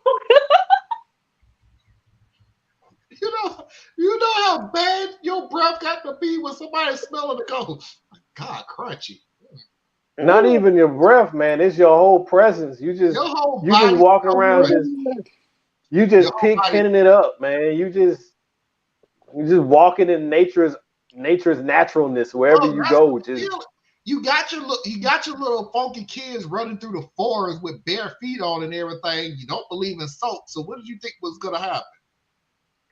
these are the kind of people who will raise those free range children. You That's know, what I'm talking about. I can't handle them. Free range and dumb. Just let them just run loose. Like you raising goats? What is this? Why your child ain't got no shoes on? That's a You funny. lucky they got This clothes on. funny side story. You good point, Tracy. Because this is a Um, cultural um, thing. It's a cultural thing. Let me stop you there. Uh, I've seen it. It was bad parenting. Don't get me wrong. I've seen plenty of kids running around in their drawers, male and female. Oh, I've seen lots of kids run around in their underwear. No, my point was it's like that cultural divide because it's funny, like when you be around different people, and it might even not really be cultural, just that's how it usually manifests. It might, I don't know what it is. But anyway, it's a disproportionate amount of times where you see children with no damn shoes and socks on, and they don't look like my children. To put it that way. And you just be like, how you got your child out here with no shoes, no socks? Like And in I'm my brain, still that means you can't put the child down. But and I'm still you saying can that's because you better don't than no care. clothes. Well, I mean, I'm, who walking around? I I'm mean, yeah, sorry. you do see people Like where You the do kid got see like a little t-shirt children on. running around here with no clothes. Yeah, Put some kid got a clothes on that t-shirt on child. and a diaper. You be I like, got that's I not the got news. diaper is not an outfit. I got news for you folks. Yep, just I a grew up diaper. in I Where grew up in where the the hood. I grew up in the hood for many years before I moved out. You ain't got but one time to walk around the hood with no shoes on. Trust me, Well, you gonna learn the you gonna hard step on some way. glass or something. You don't gonna You do gonna that, step Yeah, on man. some glass. The don't do cement, it. the majority of the hood is cement. So in the summertime, when they talk about you Mm, frying eggs on the cement, yeah, go Um, ahead and walk on out there with no shoes on and see what happened to you. You ain't gonna make it off the porch. I just don't get it. That's just me. I You mean, I know, don't like shoes. As a person that does not like shoes, Yeah, and I I agree me with yeah, too. but still you wear hear them outside. I love being because you hear bare. I parents say, actually, well, he doesn't like having socks on his feet. He Now doesn't I like won't wear having socks. shoes on his I'm with them feet. with the I socks. get it. Child don't want it on. That's why you teach a child to be able to handle certain things. mm-hmm. Child don't like sit. We grew up, most of us grew up in the church. Okay. Part of your socialization of being in the black church anyway is you learn how to be bored and not go to sleep. Yep. Right? That Okay, that's yep. part of what you learn. It's like part of your training. And then you learn, even though it's different now, because I've noticed a few times I've gone to church, whole different set of parents nowadays. Where when I was a kid, you sat there, you were bored, you bet not fall asleep, and you sure enough was not eating in the sanctuary. Oh, now they bring Ain't snacks. nobody Like what over the? the age of ain't nobody over the age of 1 got a snack in the sanctuary, right? Snacks is for babies only. But nowadays, you be in there, you be like, this kid got he got Sandwiches. is that a lunchable? What is this? What the? Like they can't wait till they get home. Like Eat before you come. Hello. Got that child in there eating a turkey sandwich. All right, we gotta Right? move on, everybody. we gotta move on. Got a kid in there with some pig feet.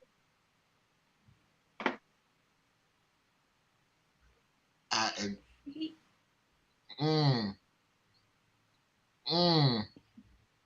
What just happened? I don't know. I don't know what happened. Next video for the love of God. I think I said I'm a pig. 16-year-old girl, and my brother Nate, who's 17, was diagnosed with intermittent explosive disorder when he was 12. At first, I walked on eggshells around him, but things are much better now. So, intermittent explosive disorder involves repeated, sudden episodes of impulsive, aggressive, and violent behavior in which the person reacts grossly out of proportion to the situation. It can manifest in road rage, domestic abuse, throwing or breaking things, and other temper tantrums. Most family members know and understand that IED is not just tantrums, but a serious issue. Other people don't understand that. One of my cousins, Kira, who's 17, does not understand that. Ever since my parents informed the family about Nate being diagnosed, she's done nothing but intentionally push his buttons at every family gathering. My parents have talked to my uncle and aunt about this, but they brush it off, calling it pranks. None of my other cousins like Kira or her family. We're just forced to be cordial because of our parents. Kira has to be invited every time the cousins hang out together, with most of the time ending with Nate being triggered by Kira. The day before yesterday, we all planned to watch a movie. Our parents knew this, so of course, they told Kira's parents, who told her.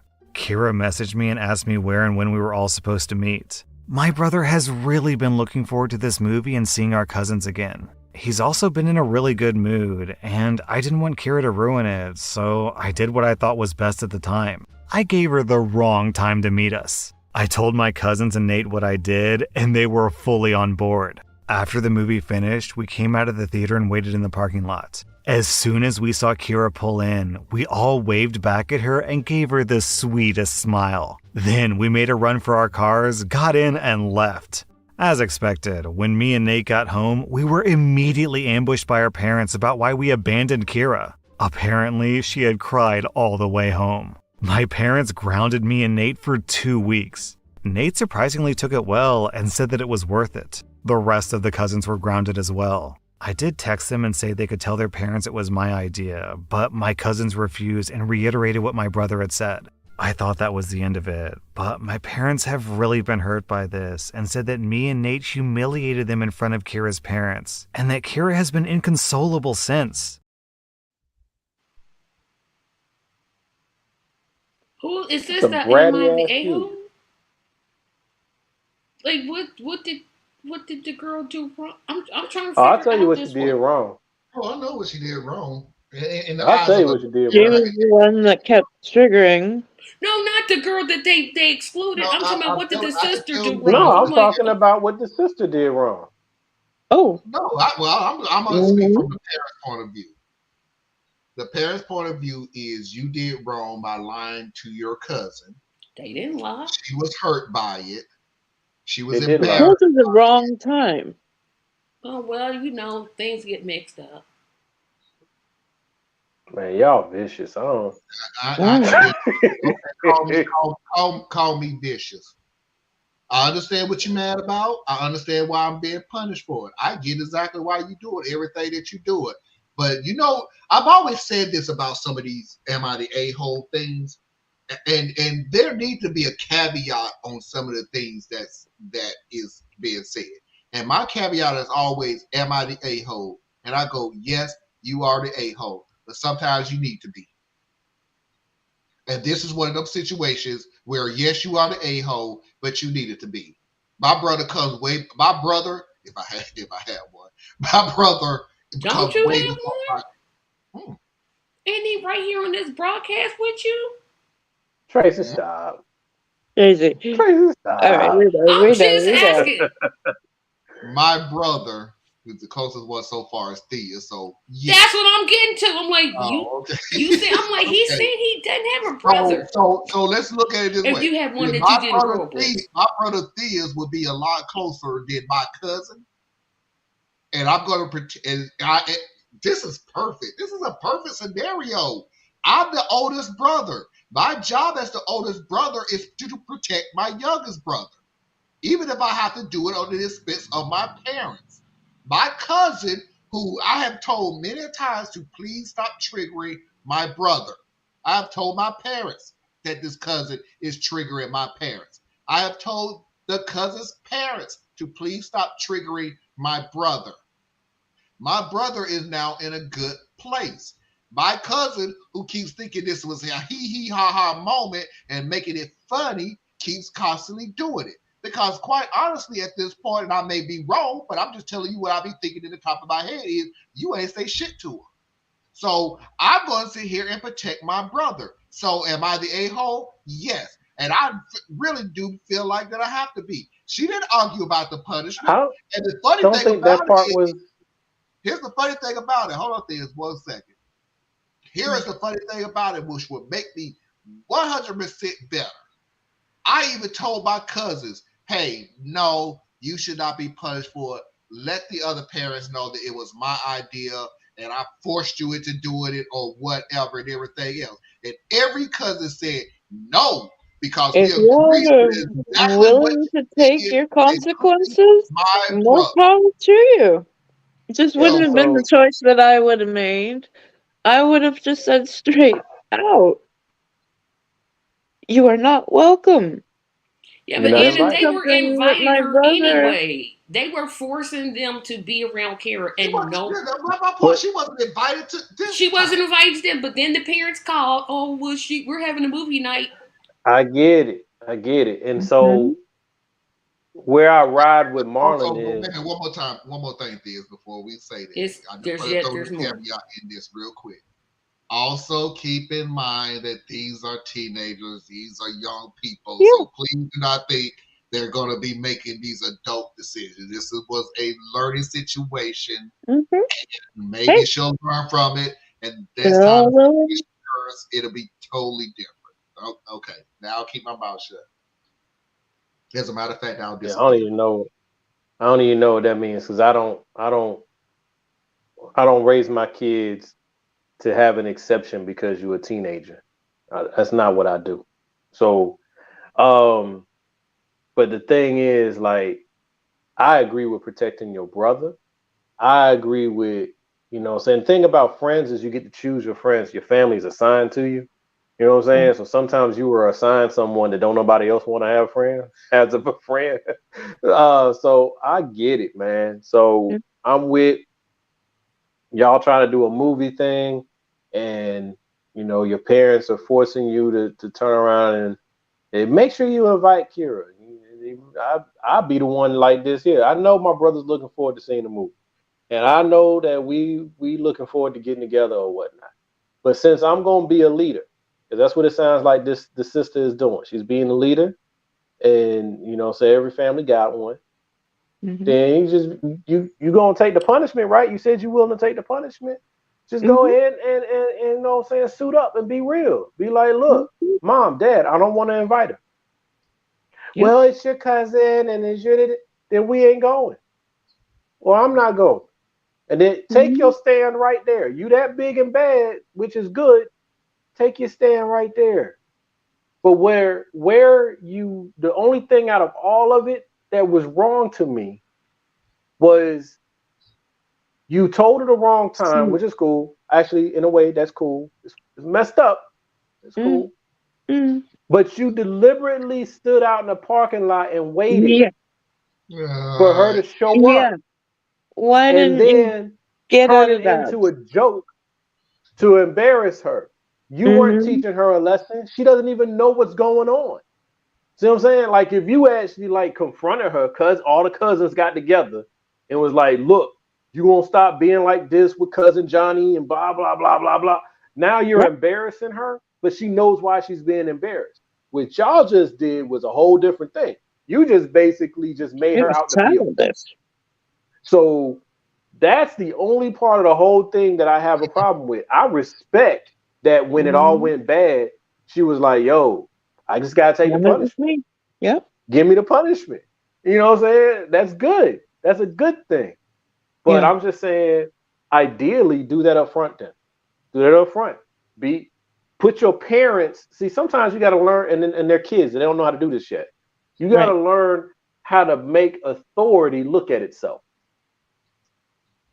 So, mom, dad, you're going to tell me I got to invite this girl to come over here, and we've all shared with you how she treats us and treats your son and all of these different things, but you still going to do this because you're more concerned about how your brother and sister look at the situation?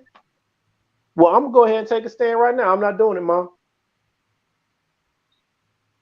Whatever my punishment is, I'll take that. I deserve whatever punishment you want to give me. But I'm not doing that because I have to look out for my brother. And I'm not just talking noise. This is the stuff that my brother and I did growing up. And we ain't have to do it too often because I have really amazing parents. But that's what you do. You want to be a boss style type person? Own it. Stand up right there.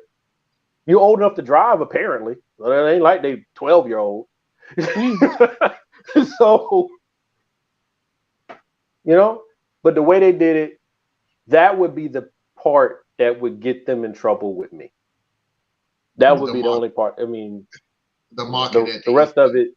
Yes. Yeah, the mocking is where you would have a problem with me. And then everybody gets to their cards. But all the rest of it, let's say they didn't do that. Let's say they just gave her the wrong time because they didn't want her there. Then I'm going to punish you as a parent. I'm going to punish you because what you did was deceitful. Yes. But it ain't going to be no real punishment. It ain't going to be no real punishment because I'm going to be like, because you were looking out for your brother, But this is, give me your phone for an hour. That'll show you. Right? You got no TV for 30 minutes. Go to your room. Think about what you did. Go in your room and play your video games for 30 minutes. That's not how we do the bad game. The boring game. Play the educational game for 2 hours. That's what you got to do. But I'm just saying, like, there's different things, and as a parent, I'm failing as a parent that if you've been bringing this to me, I'm supposed to be the one that's being more creative about how I run interference from my children and my siblings. You know what I'm saying? So that'd be that part. All right. This is one of them ones I just don't know. Because I feel like everybody's right. Kara's the a-hole, obviously, because she torments somebody that has a diagnosed disease. Don't know if he's taking medication for it. I don't even know if there is medication for it. But then on the other hand, what Thea's brought up, this one, I'm just like, I don't know how I feel about this one. I think we all, at least three of us, we all agree on real life. It's not black or white. It's shades of gray always. Well, what were the parents? I mean, if you're telling your parents, hey, somebody's mocking my sister Anna, you're just gonna let them keep mocking. You're gonna just keep inviting her. You know what she does. Because here's the. But see, that's just it. The parents don't always see it. Here's the form of a bad parent, because they didn't see it. And if they don't, you have to see it to believe your child. For some parents, if they didn't see it, then you're making it up. You're trying to make your cousin the bad guy and all this other stuff. Even if all the cousins came up to it and told the exact same story, the exact same way, all of y'all conspire to get together and come up with this story.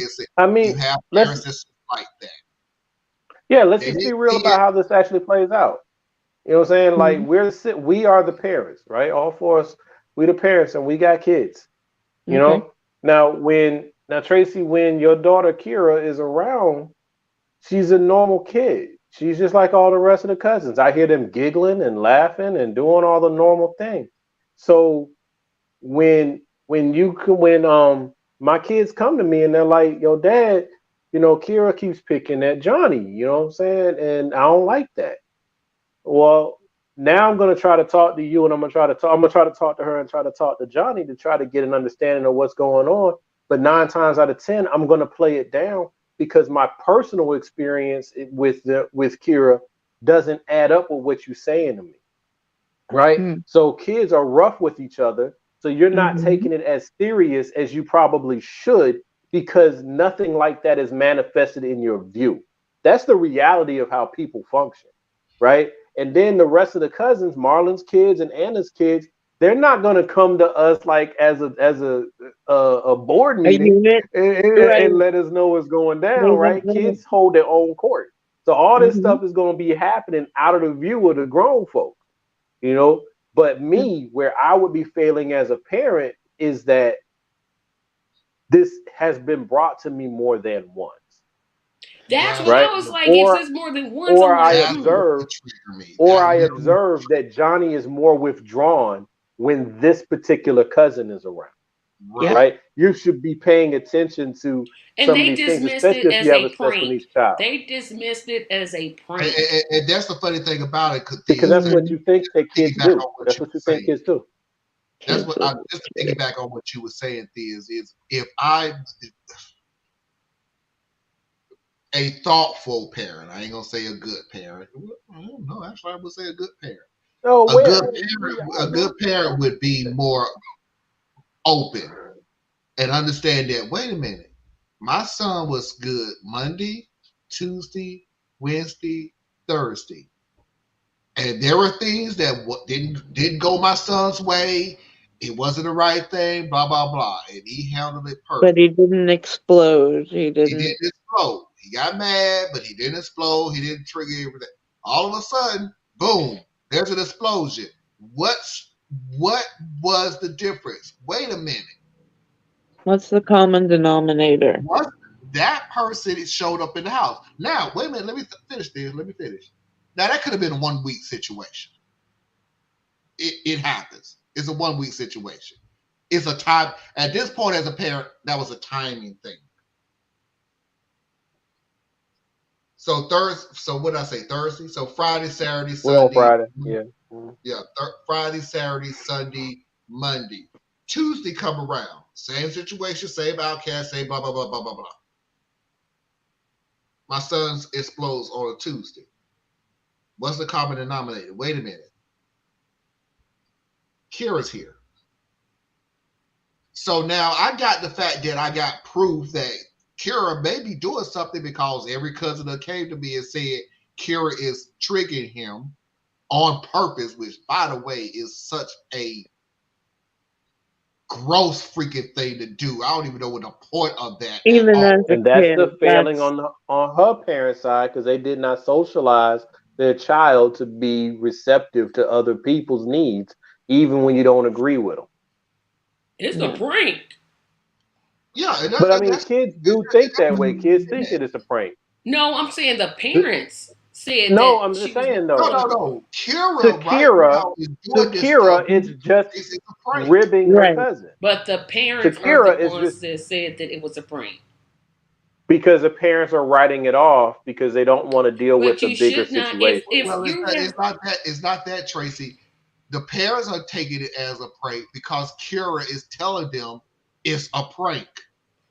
so you okay, so maybe because I'm not a mother, I don't get this. No, it's not. No, It's I ain't If not. got nothing to do with that. I'm not It's telling not my that at kids to all. play pranks on each other. That's just not Kira, something I would do. Have you ever seen Especially I one get with a what you're saying. Did you grow up? condition. I get what you're saying, No, did you Tracy. grow But up with your here's the cousin? deal, though. Yeah, I grew up with You're my cousins. Yes. you're speaking from a place of normandy. In a normal situation, these things that she's doing would be deemed as a prank. The cousin does have an issue where these pranks can be blown out of proportion. She has the knowledge of it being blown out of proportion, but she does not stop the pranks. Because she has So a teenage she's mind not accepting and it she in doesn't as an Mhm. have. issue. Yeah. She Thus, the doesn't get parents are not the accepting whole I'm a it as an issue. teenager. Nope. I'm gonna hold you to a No, higher that's what I'm saying. standard. Like I said in the beginning, the way I raise my children, I don't give them the benefit of the doubt of being a child or a teenager.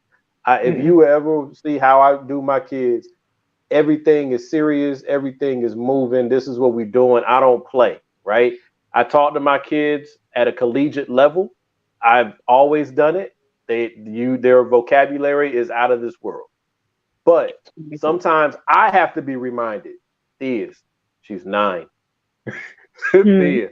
Right. She's 14, right? Because their brains do not run like mine, right? It will get there. In fact, they'll be past me. I can already see it. But they still have to go through their developmental stages. Yep. This girl, Kira, the problem is it sounds like she has not been socialized and had the right controls on her general upbringing to make her know when a game is not a game and when it's not about you being entertained. Because if you spend any time with these teenagers in school, it's like a zoo.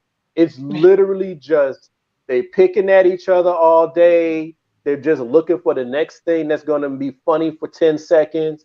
It's terrible. So like what Marlon was saying, what she's doing from cousins being cousins, it's just what it is. In fact, cousins are very good at being the ones who help you acclimatize to real life, right? Even better than your siblings can a lot of times, because cousins gonna play rough, you know. Right. But the problem is you can play that way with all 5 of your other cousins. This one cousin, Yep, this one cousin's got a problem. has a special Yep. need. And what happens So if he you need to explodes know, and it's don't on play her? with him like that. Right. And what, Yeah. and they never thought to ask what happens if, God forbid, he explodes on her and something happens to her. Like people need to, Which is very Which is possible as he's going through adolescence. Yeah. And here's the deal to answer that question, Tracy. Here's the deal to answer that question. Again, and I'm not jumping on you, Tracy. I'm just answering your question the best way I know how. Because again, they're treating this as a normative, and it's not a normative situation. So their normal thing is, so what would happen if he goes off and hurt Kira because of what she's doing? Their rationale thinking is he would never do something like that. That's his cousin. They're not taking And this I'm whole gonna sit here and say, serious. I'm They're gonna not sit taking here and this whole say thing serious. he's a boy and he's got a clinical diagnosis. I get that, but his ass bet not Nope. explode on his cousin Kira. I don't Can't care agree. what your Can't diagnosis agree. is. Can't agree. You put your I hand. can't agree with that either I because he cannot has a agree with that at all. he I has a cannot agree with diagnosed that at medical all. issue. And We if are she okay. keeps Hey, pushing, Yelling hey, is one thing. Putting his hear what hands. I'm saying.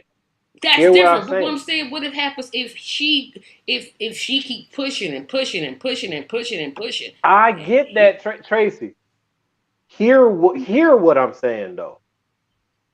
If he reacts and physically harms his cousin, yes, she triggered him.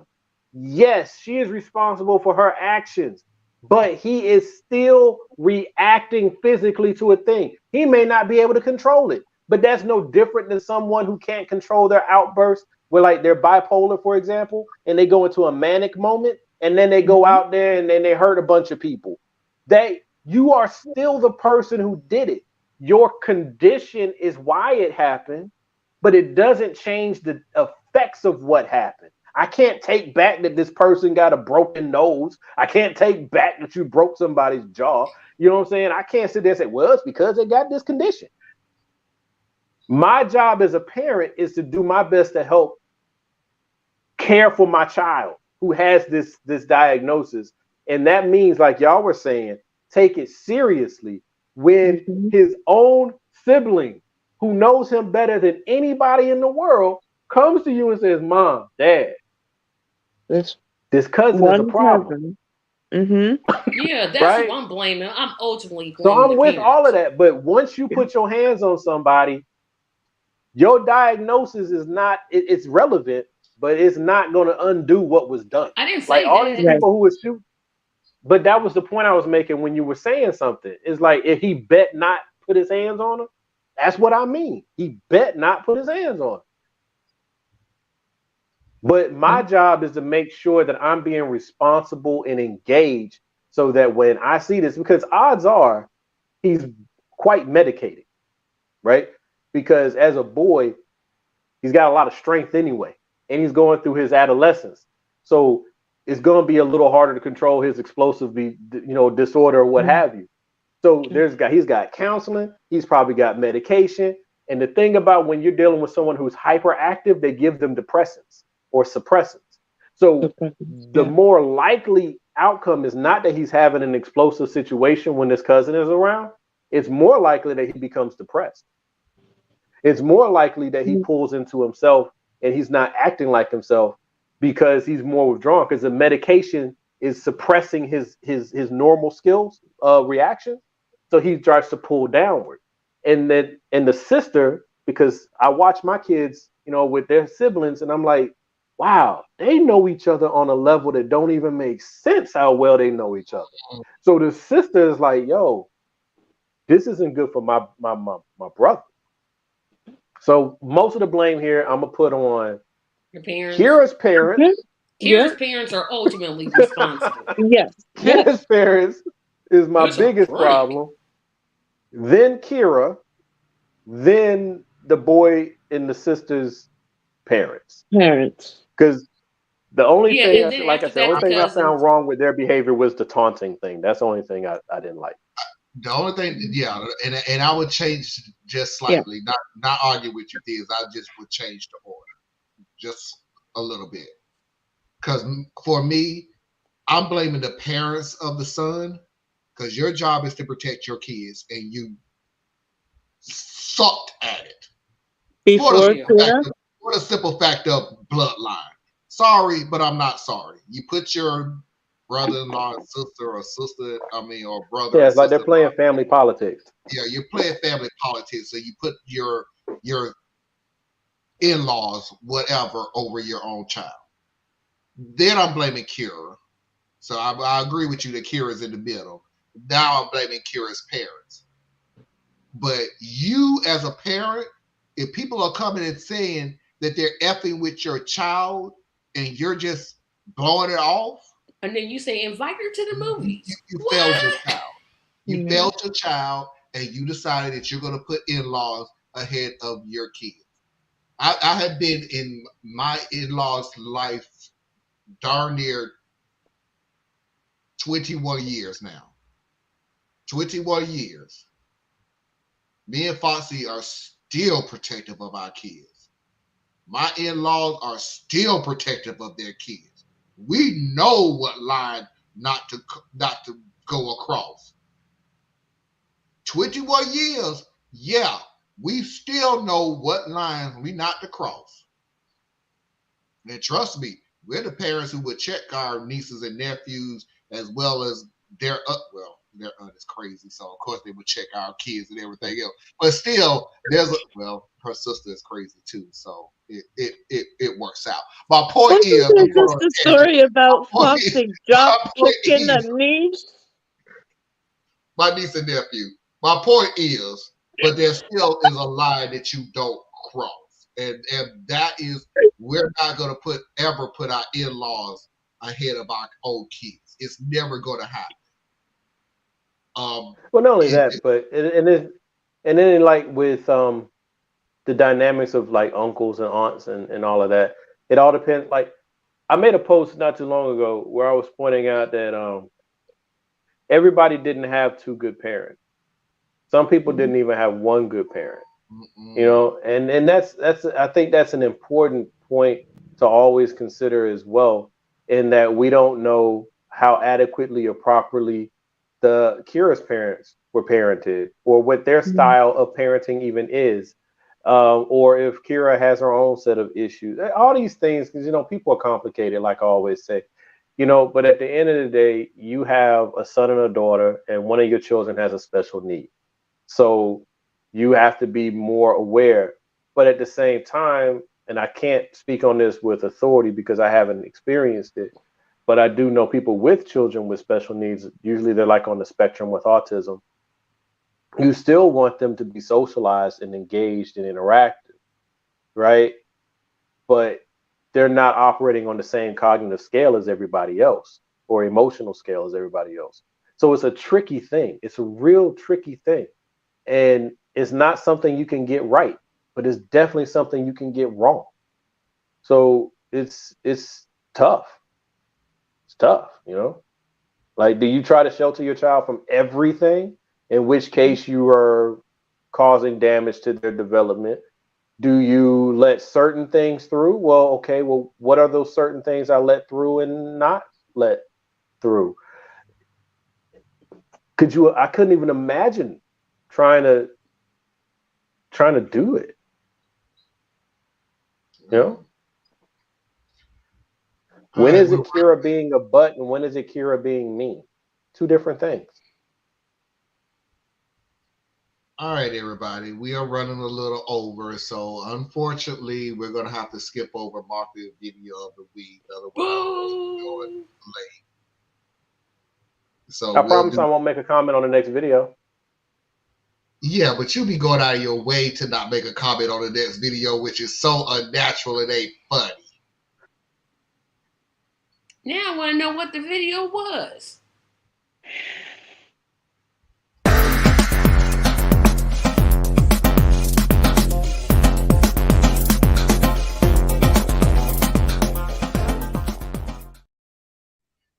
I'm gonna go ahead and suck it up because eventually in about an hour from now, everybody on this panel will go, we're going into Sunday. Why are we going into Sunday? So fine, whatever. We're going into Sunday. Yeah, I'm tired. I'm sleepy. We going into Sunday. It's almost Sunday. Today. It's only 8 p.m. Like that. For me. You sound like that. Well, I don't sound like that. I'm so sleepy. Today's Mafia video of the week is from our very own Anna. Anna been wanting me to play this video, and I have been telling her for the longest that I had to edit the last 4 or 5 words of the video. I promise you, Mickey, I'll send you the original. Yeah, send me the original because I will. Send Mickey the original because no, it ain't played on this show. Funny as crap, but no, I'm not gonna play it on this show. So, how do you ask a girl out when you're a girl? Okay, so Mom, how do you ask a girl out as a girl? Oh. This one, the day? Oh. Yes, girl asking girl. You know, one time a girl asked me out. Yeah. What? Really? It's true. No way, you never told me this. What? Sorry for another time lah. Anyway, to answer your question, it's very simple, okay? It's the same thing. You just ask her with all your chest. Huh? You say, hey, clear your Friday night. Then she say, but why? And then you say, because I am taking you out, Langley. Oh, dang.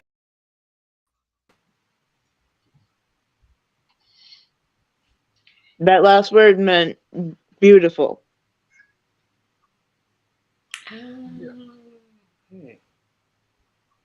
Okay. You wouldn't get it until you listen to the last part of it, which again, not going to be played on this show. I promise you. I promise you there is a 2-second more at the end of the video and you'll get it. I'm not going to play that on the show. Mm-hmm.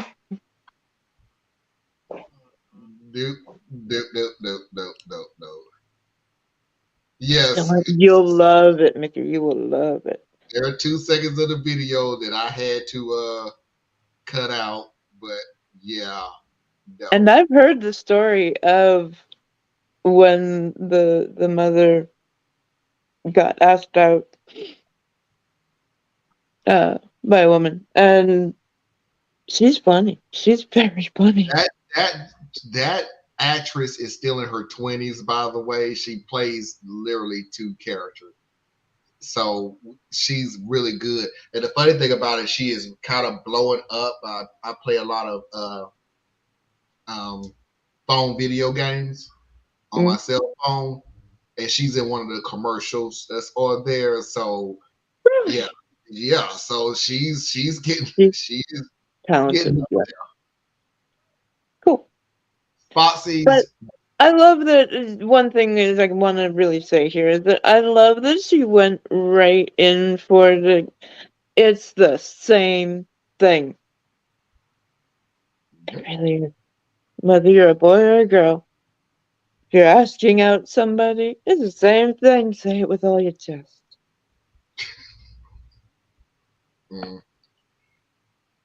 Foxy's videos of the week.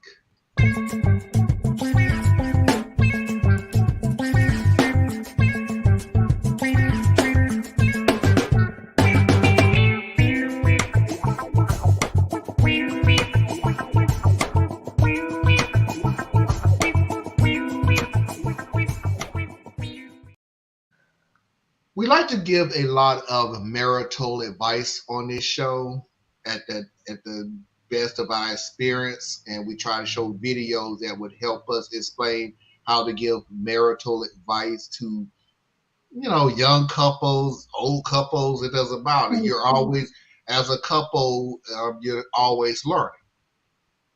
You're always learning. You're always growing. You never settle. Settling in a relationship is very dangerous.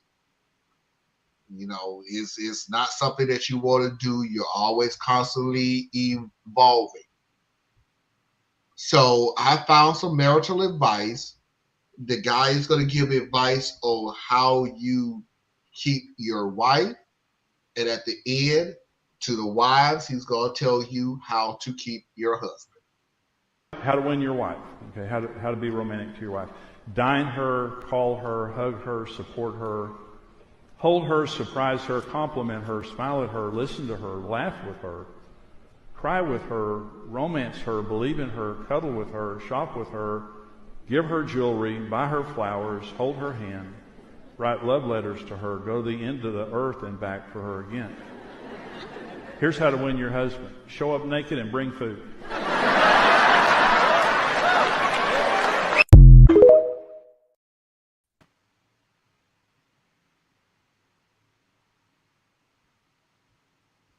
Yes.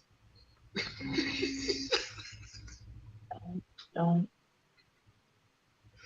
So I didn't comment on the last one, so I'll comment here. I like the joke. I do not like the advice.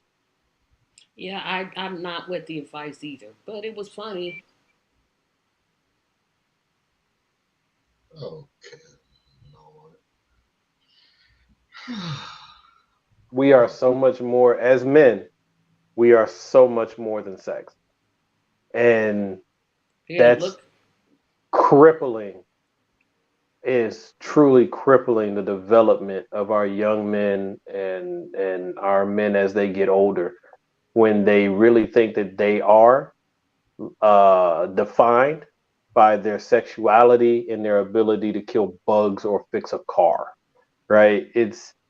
Society has been evolving, and it's past time to recognize that, men need to be loved, men need to be heard, men need their space, men need to be touched.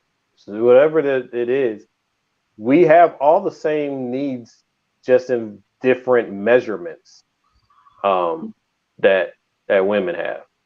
Now, I'm not saying that to the point we get all way out there and get, I think we swing in the pendulum a little far sometimes, where we telling men to be too much in touch with their emotions. But I think that's just a momentary part of society, because it's trying to find a way to recalibrate.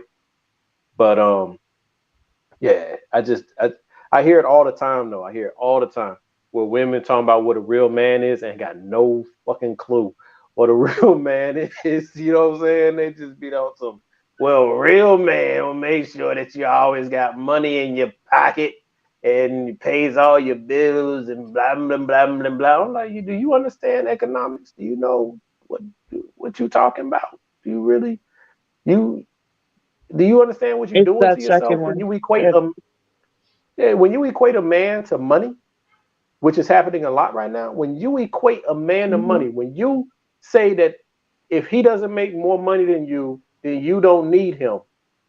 You have now just made him a commodity. So now, how does he reconcile when he can't earn as much as you do?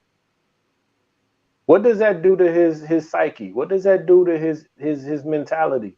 You know what I'm saying? And then you turn around and say, oh, you can't find no real men. So society, that's why like the joke is funny. Yeah, good joke. But the undercurrent, I don't dig too much. And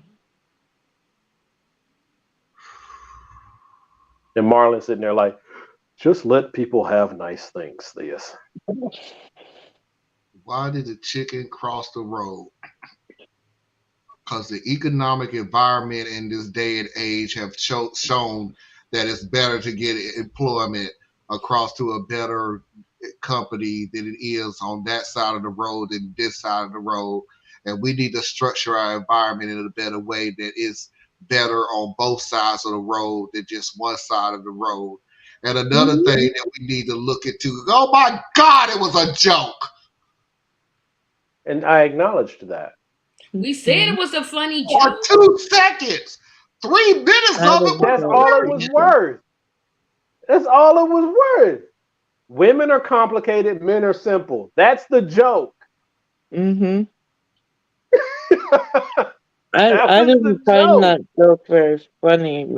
So I can't even give it that much. I'm sorry, Marlon.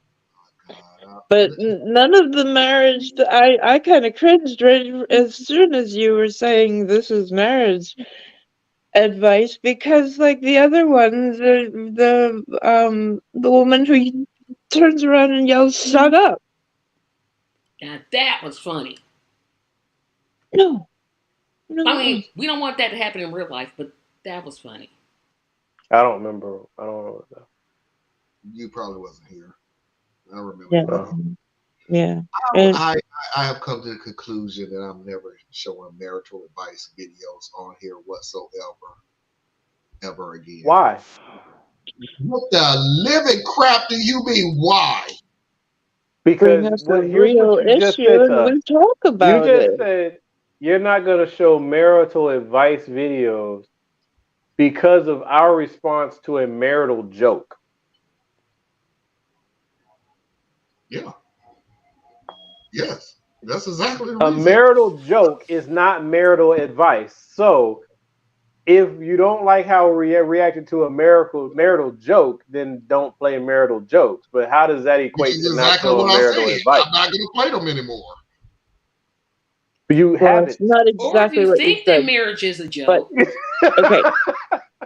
Okay, here's the Except deal. when we did the love languages and the other one, those were good segments. I'll be just as Sure. serious. I'll be just as serious as this is on this. This is why.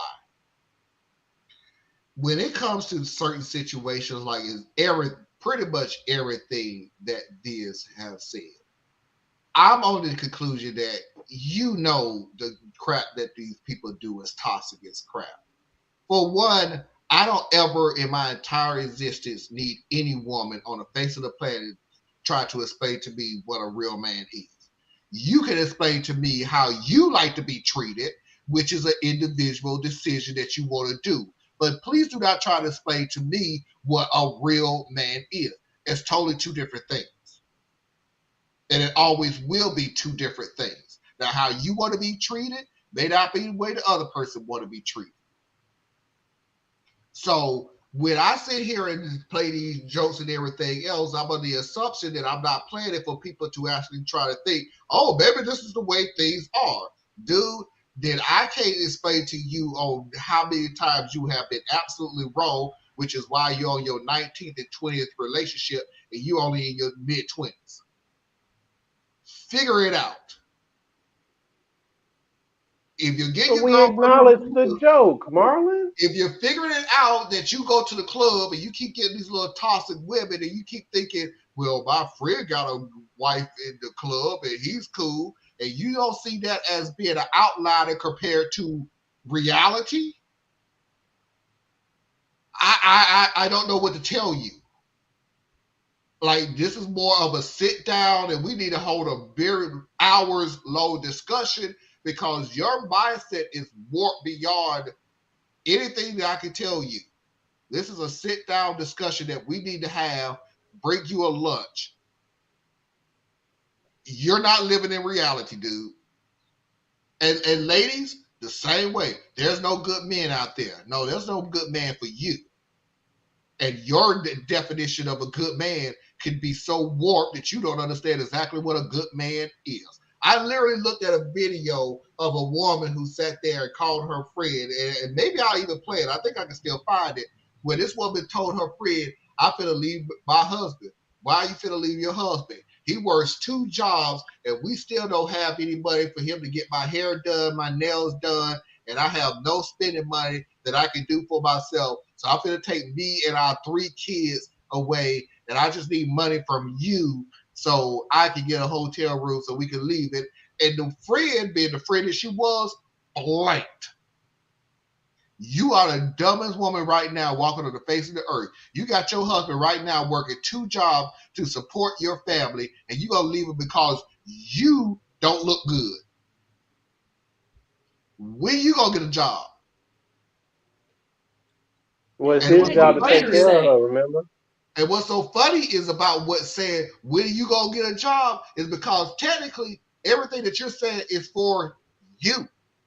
You ain't say Yeah, he don't ain't worry paid about your him. kids. You ain't say you ain't put a roof on your family house. You're saying because you ain't got your nails done, you ain't got your hair done, you ain't got no new clothes, you ain't got no new shoes. Apparently, he's not a good father. So you Yep. really to ruin this marriage, ruin the relationship between the kids and his father because you don't look a certain type of way. Yep, that's pretty I'll much do what you she one said. better. When it comes to relationships, and this is I poke people in the eye with this all the time. Like, you say you happy, is he happy? Exactly. For Mm. real. That's true. Is she Is happy? your partner happy?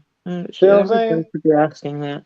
You know what I'm saying? Everybody want to talk about what they don't have, but they ain't worrying about what they not giving. You Because know what I'm it saying? could Like, be worse. You could be like not me. not only could it be worse, but Good night, what Nick. are you like? I look at things, and this is the logic centerpiece, but it's like credits and debits, right? What are you putting in? What are you taking out? Yeah. If you're taking out more than you're putting in, you're creating a deficit on the other person's life. What Yep. are you doing to make the other person's life better? And if you can't come up with a list of things for what you do to make the other person's life better other than you being present, Mm, you got a They got problem me. going What on. else they mm. need? Because on the other side, this person's got a laundry list of problems. You know, just And like I Tracy, say, the funny thing about it is, I'm yep, gonna come back with you got me, and my answer to you, I got you doing what? What? So Yeah, it doing is what? you. right? What are you doing? What are your actions?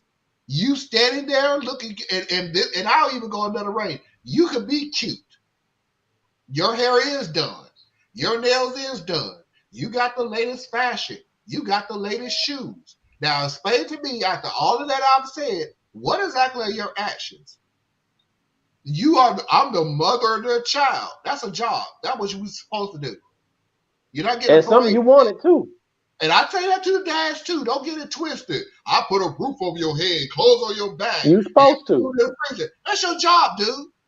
You don't get a parade for doing your job. Thank That's your you. job. You're supposed to do that. You ain't doing nothing special. And by the way, listen to what I said. I put a roof over your head. I put food in your stomach. I put clothes on your back. Now tell me out of the 3 things that I just said that you ain't getting out of it either. I put a roof over And your all, head. I You don't even still put a roof eating? over y'all head. I put food in your or as stomach. my dad You would ain't say, eating. You ain't eating. or as my dad would say, which one of those things were you not supposed to do? Right. Yeah, for real. Right. So when But somebody comes, I'm what the I mother of also their need, child. You're supposed to be the mother of their child. What? What are you can supposed I to fire do? you? I mean, what are we doing here? What are we But talking like, about? but at the same time, we also got to look at in the reality of the situation that we are in. Um, we can't sit here and pretend like this is 1985, right? Okay. We can't sit here and pretend like you can run a single income household, You sure can. right? And now, if you come from a certain privileged position or you manage to have the right particular opportunities and you seize them so you make good money or whatnot, then maybe you can have a single income household. But that's not going to be a normative situation.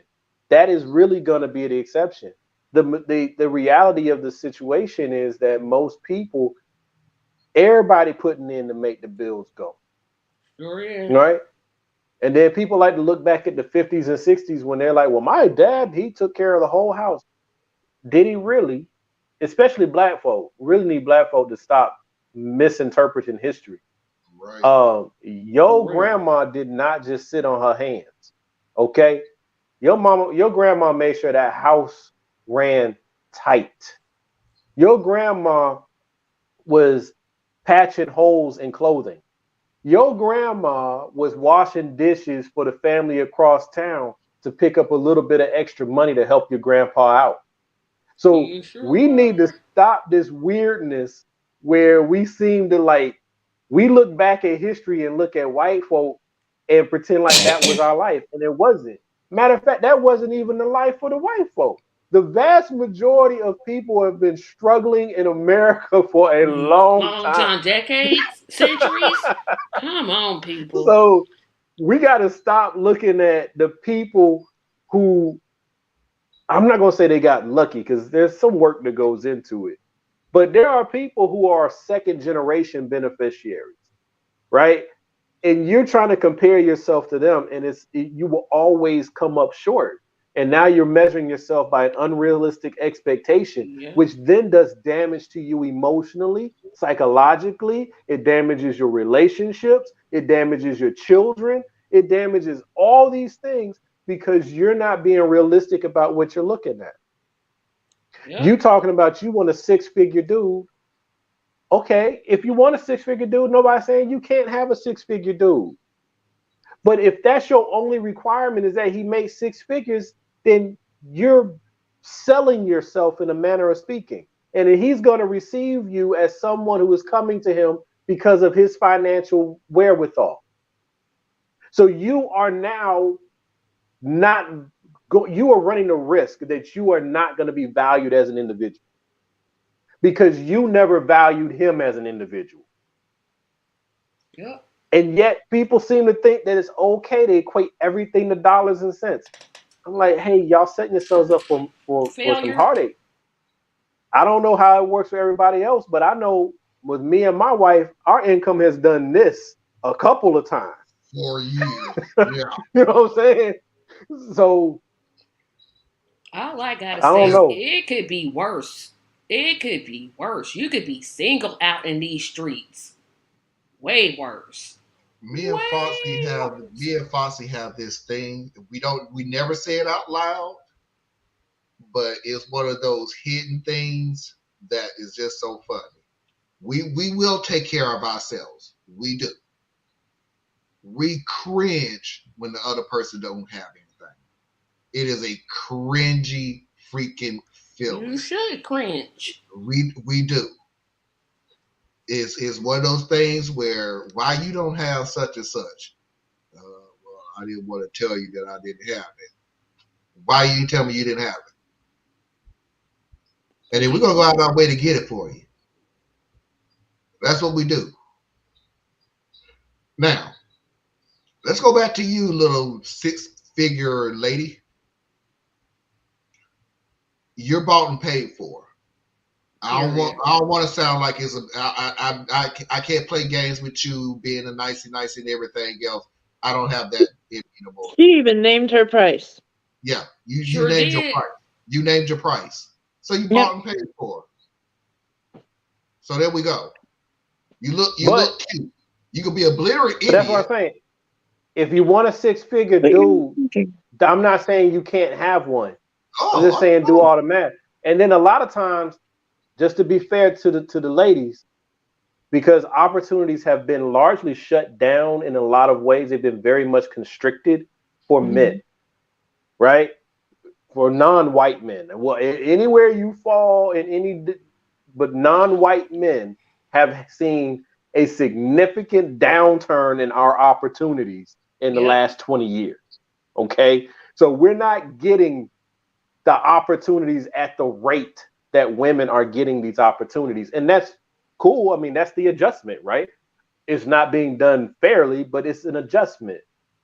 So there are a lot of times you have 6-figure women who are saying, I want a 6-figure man. And in that particular situation, I'm like, more power to you. Yep, You're not asking for nothing unreasonable. This is where you function. Yeah, but that's right? like me saying, you know what? I want to marry into royalty.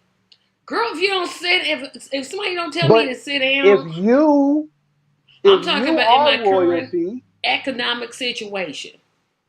well, but yes, I agree. But at the same time, because this is where that whole remember that dude, was it Kevin Samuels, whatever his name was?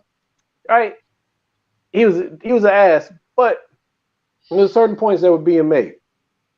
If you want, let's say you're a woman who ain't got much, right?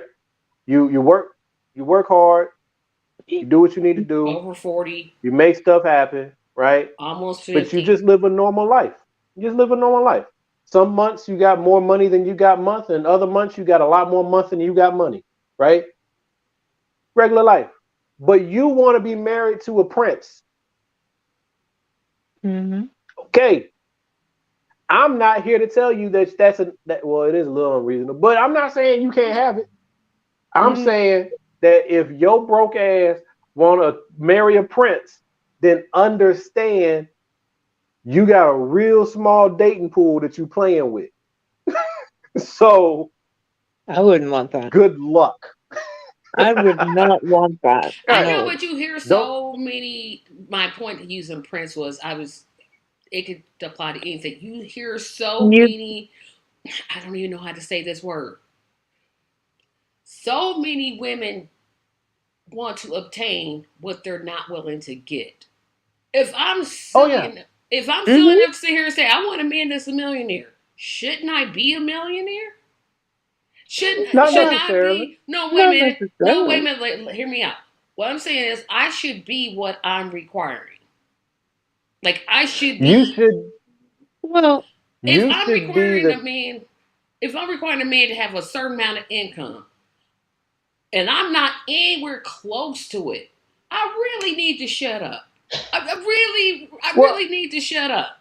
mhm. I Where I really do. differ is that you don't need to shut up if that's what you desire in life. You should You desire whatever can you want, be but then be right realistic about what those desires require. And what it Like a lot takes of to times I'll obtain say it. to people is like, and what you are get. you do you live your life? Do you do the things? Do you function in a way that the type of person you want would want? That's what I'm See, getting a lot of to. people want to come as they are and get what they want. Yeah, And them I'm ones. like, no, that's not how that works. That is always, I get you, because that has always been the danger. And this is a man and a woman situation. You can want what you want. Yep. Just like you can feel the way you feel and everything like that. You can't help it. You can want what you want. If your next sentence is, but I'm not gonna change, I am who I am, you take me for what I am and everything else, and then come back and go, there ain't no good women out there, there ain't no good men out there, there ain't no good, okay, you know what? This has become not a problem, but a you problem. It sure is a you problem Yeah. because I'm like, It's like nah. you want a BMW, And you okay? can't But afford not nothing. only but not only do you want a BMW, you want a 7 Series BMW, white, pearl white exterior, black Yeah, interior, thank you. leather with silver etched trim, That's what you want. So when and I'm saying, hey, you want that, you go get it. But why are you going to the Chevrolet parking lot trying to get it? You might luck out. One day that car might be on the Chevrolet parking lot. One day. Odds are it won't. Instead, what you need to do is get your credit right, get your money right, get your life right, get somewhere that you can afford to take care of this car. You can't even afford the oil change or to get 2 tires. How are you gonna go get this car? I thought you. I literally thought you was going somewhere else. So let me piggyback on with you. The exact BMW. Bad analogy. Sorry. No, it's not. Tell me that BMW one more time, Tibbs. Word for word. I can't.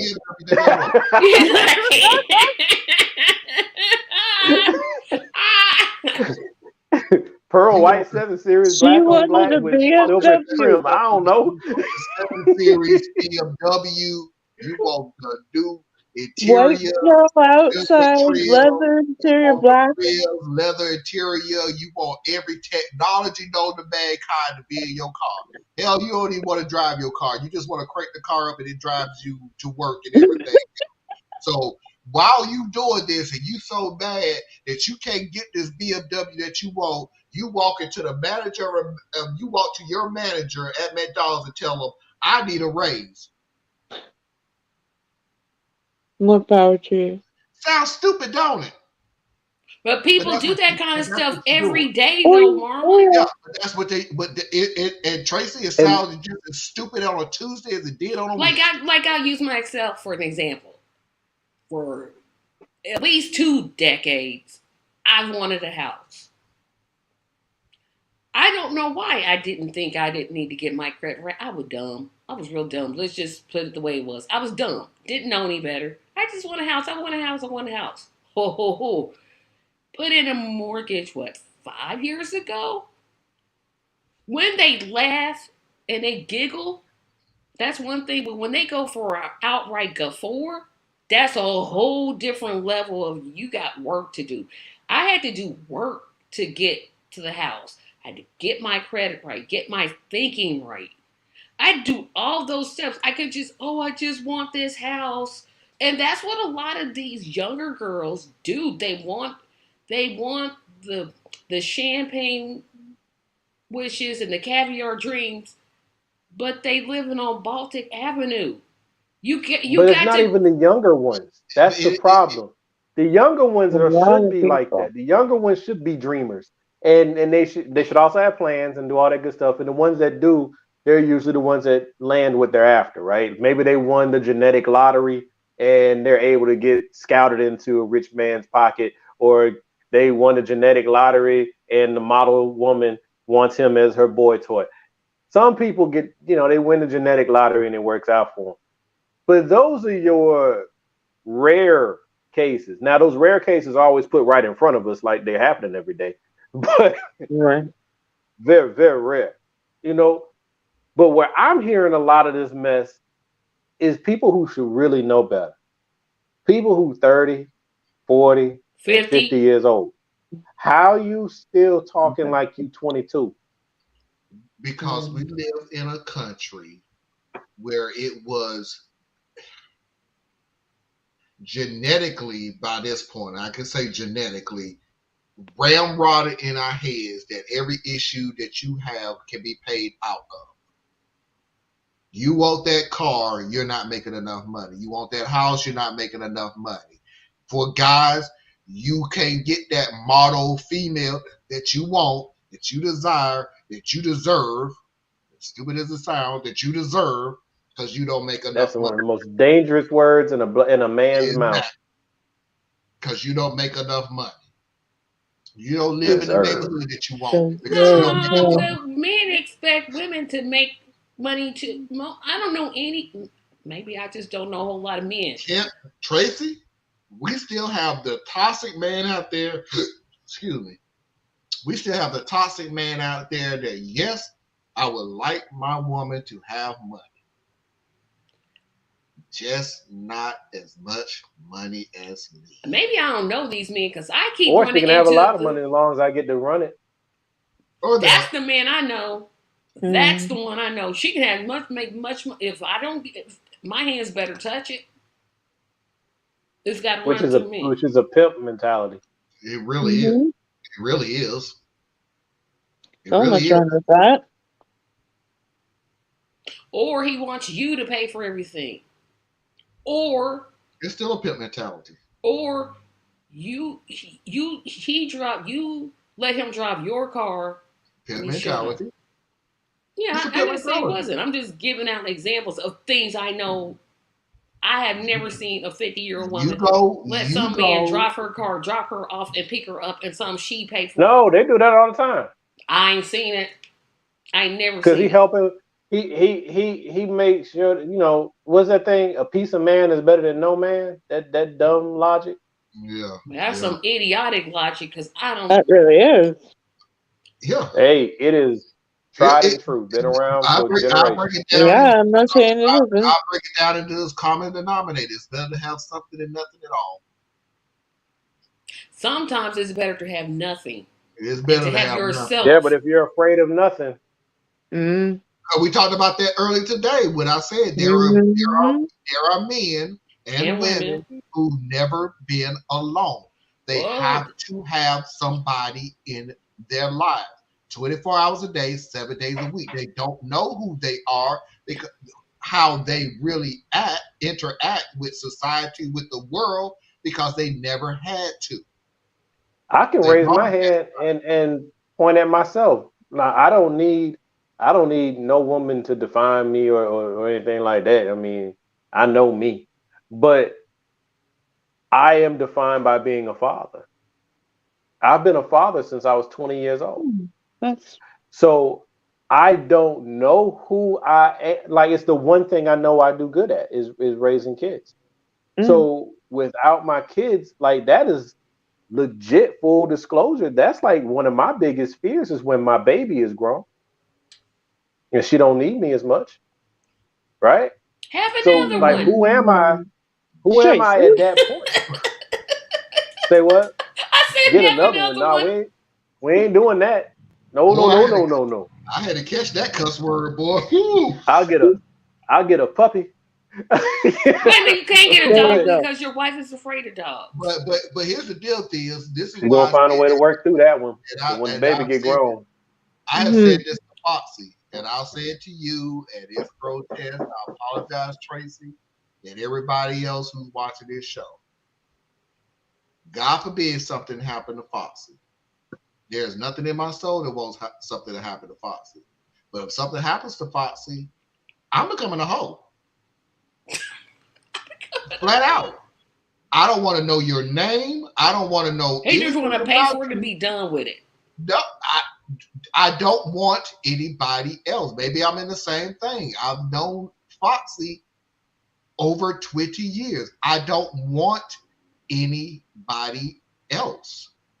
Well, what I find hilarious is your thing is I'm gonna be a hoe.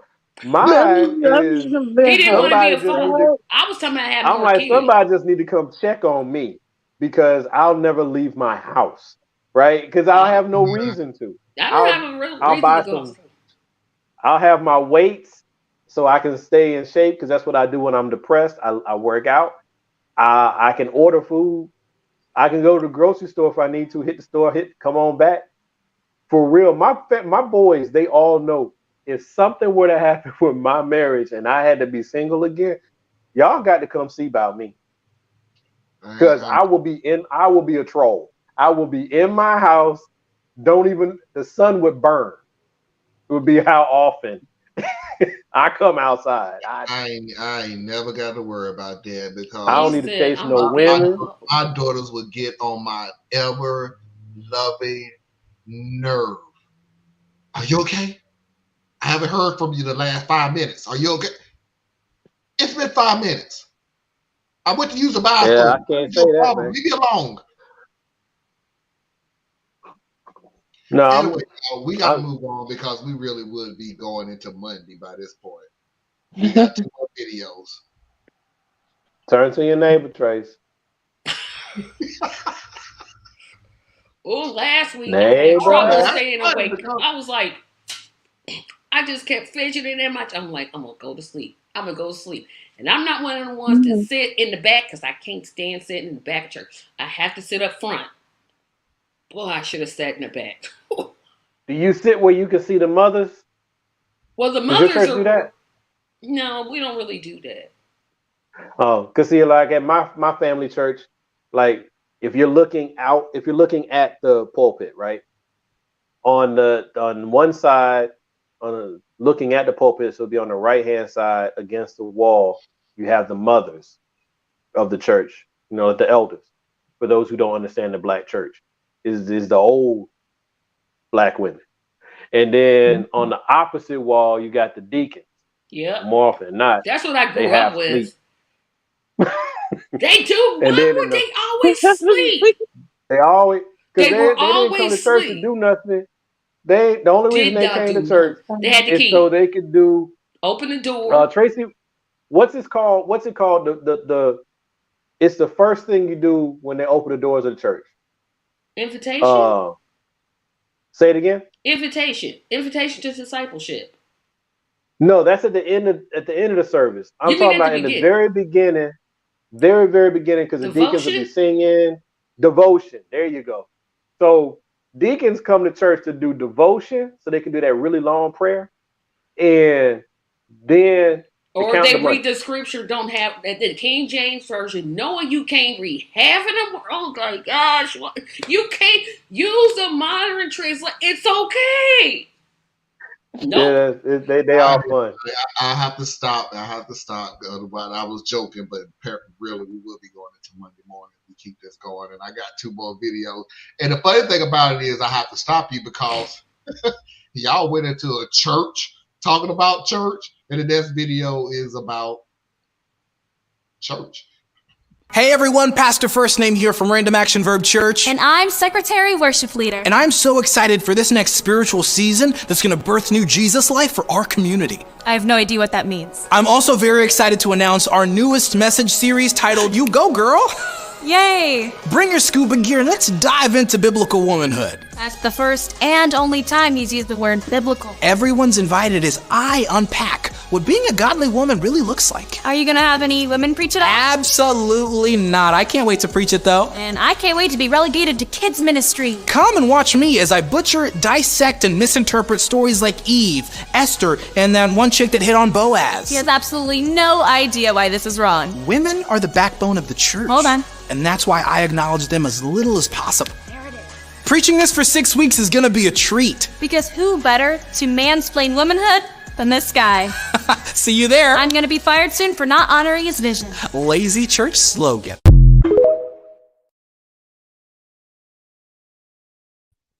Liz, you were on mute. What? He said, I said that was perfect. Yeah. Oh. Okay. We're going to preach the Jesus life right on into this. Women are the backbone of the church, which is why I acknowledge them as little as possible.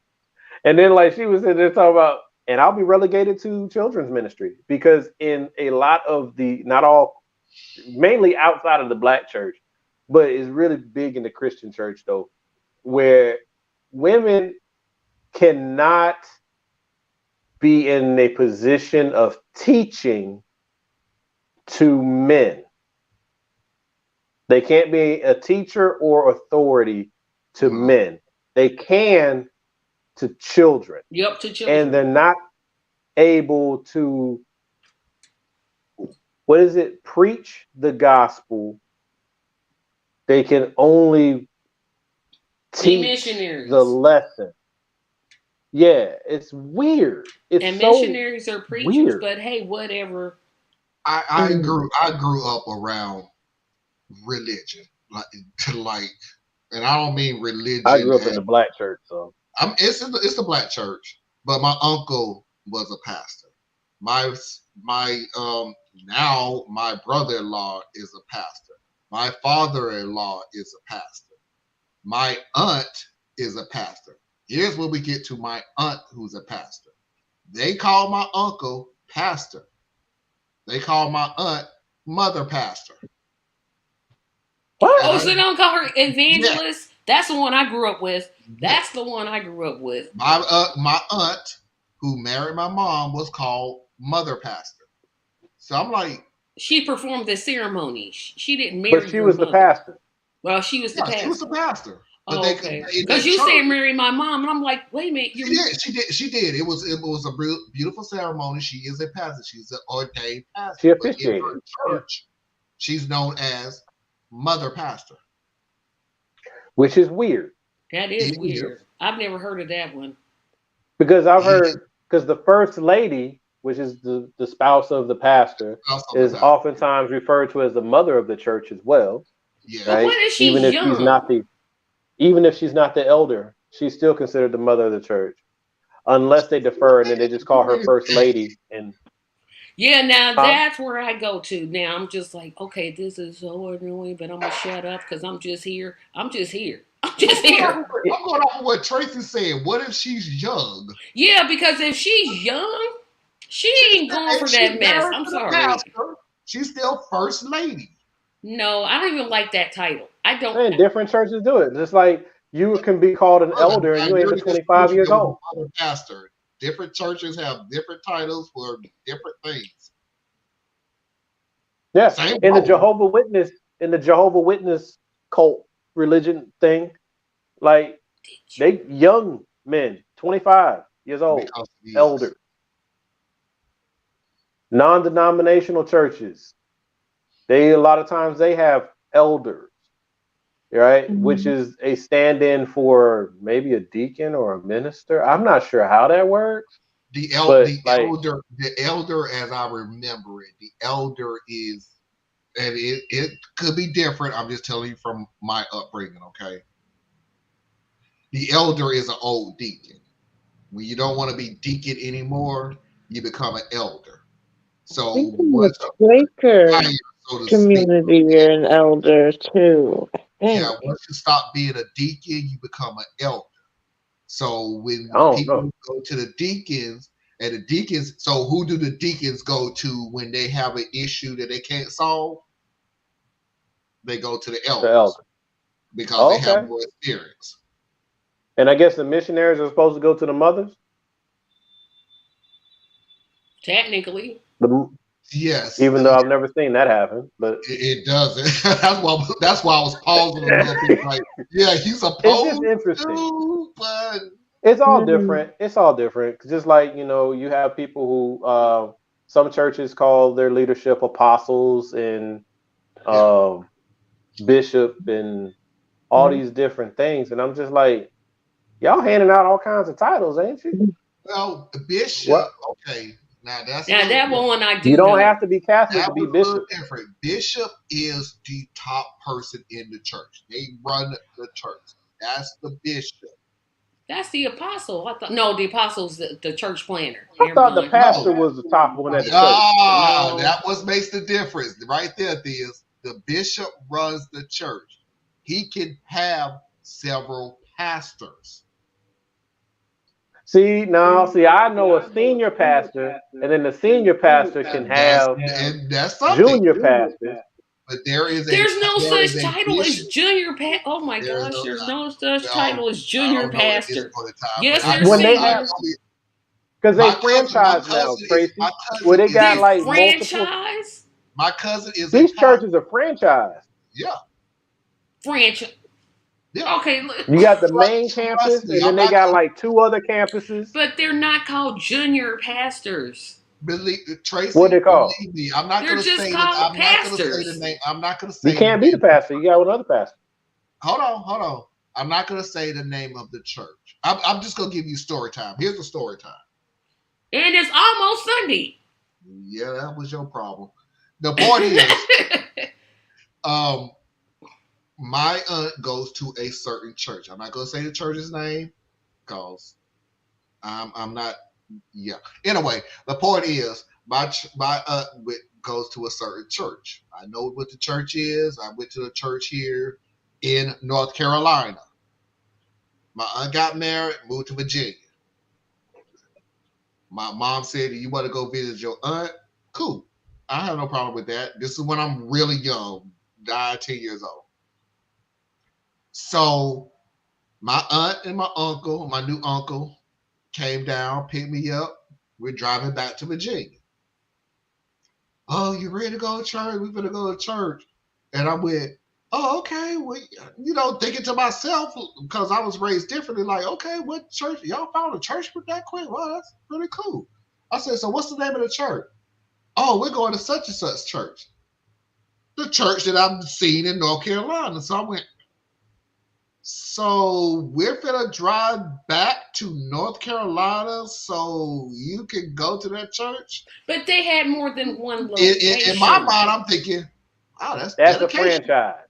That's a dedication to. They went, oh, no. It's up here in Virginia too. And I went, oh my God, this is the McDonald's of churches. You have franchises everywhere. They got franchise agreements. I'm not going to ever repeat this in church ever. I will never repeat this. Never ever will I say this. No. So that's why I said it's a franchise. So that's why I said there is a bishop they run everything of that church. Right. Their assistants. But that's like how Catholics do it. Whatever. Their assistants are ordained pastors. They are pastors. Okay. But the person who runs everything is known as bishop. You know what's funny? This is like the military in the sense that you just named a branch and they got a different name and ranking system for the exact same positions. This is how we do it over here. And this is how they do it over there. And we really shouldn't even have ranking systems, but oh well. Right. The whole respecter of people and all that good stuff. And Jesus is your intercessionary. So you don't need to have anybody interceding on your behalf. All that stuff. But we're going to get rid of all that because what the church unfortunately had on the earthly side of things is it's a way to mimic the power that you may not have been able to achieve in traditional corporate America. I'm not laughing at you. I'm laughing at what Parker just Parker, please go to bed. What he say? Go to bed, Parker. Larry Elder could never be known as an actual elder in the church. Yes, Frank. Elder Larry Elder? Elder Larry. Parker, go to sleep. It's time for you to go to bed. It's past your bedtime.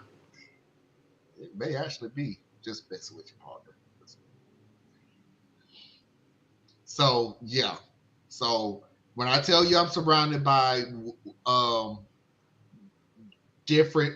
by the way, all of this is Baptist. It's just a different form of how the church is ran. Because that's why this is one of the things. Okay, well, okay. The church I was talking about is holiness. Yeah, I was going to say that sounds like holiness. That sounded like it when you started to and them non-denominational churches boy, they be out there. But anyway, what I was going to say though is that's where people like me anyway gets one of the places we get kind of frustrated is because you can't tell me that this is of God because God is not the author of confusion. So this is man that keeps coming up with, well, I'm going to do it a little different. Or I know a better way to do it. Or I'm going to build this whole giant infrastructure where I got campus 1, campus 2, campus 3, because people are coming to the church because it's TD Jakes. See, this TD Jakes church. So even though TD Jakes is only in, campus 1, the fact is this is all tied to the Potter's house. So I'm going to Potter's house 4. That's not really uplifting God. That's actually focusing in on man. But we do this stuff and pretend like nobody's supposed to notice how disjointed all this stuff has become. And then get mad when somebody Jesus didn't even preach in the church. We're not supposed to point out that TD Jakes actually has a McDonald's in one of their sanctuaries. Well, who cares about that? I mean, people get hungry. But it's funny though, like churches now they got God. What in the Bible, they had a whole thing about money changers in the church, right? People were selling things and they had turned into basically like a flea market inside the church. And then what do? We don't do it now because CDs are outdated. But what did we do for the longest time in the black church? sold CDs in the vestibule. Boy, you can go buy the church service on the CD out there up front. Oh, we got this book that so and so wrote. Then you buy this out front. And then, oh wait, now we got ATMs in the church lobby. So if you forgot to get your money before you got here, we got the money here for you. And it's just like, y'all don't see the irony in all this? Yes, I remember reading that in the Bible. We got to move on, but I do remember reading that in the Bible. Jesus took 2 loaves of bread and 2 fishes and fed everybody fish fillets. No.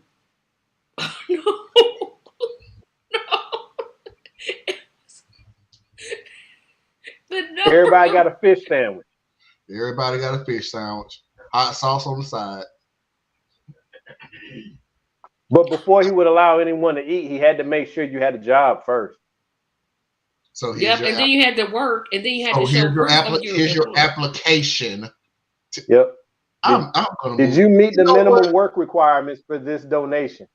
You know what? This last video pretty much ends the show because it really culminates everything that we've been saying, especially in this segment right here.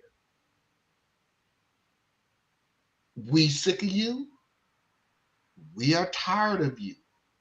We are irritated from you doing some of the most cringy crap that I never grew up in doing ever, and using God and Christ as your little backbone.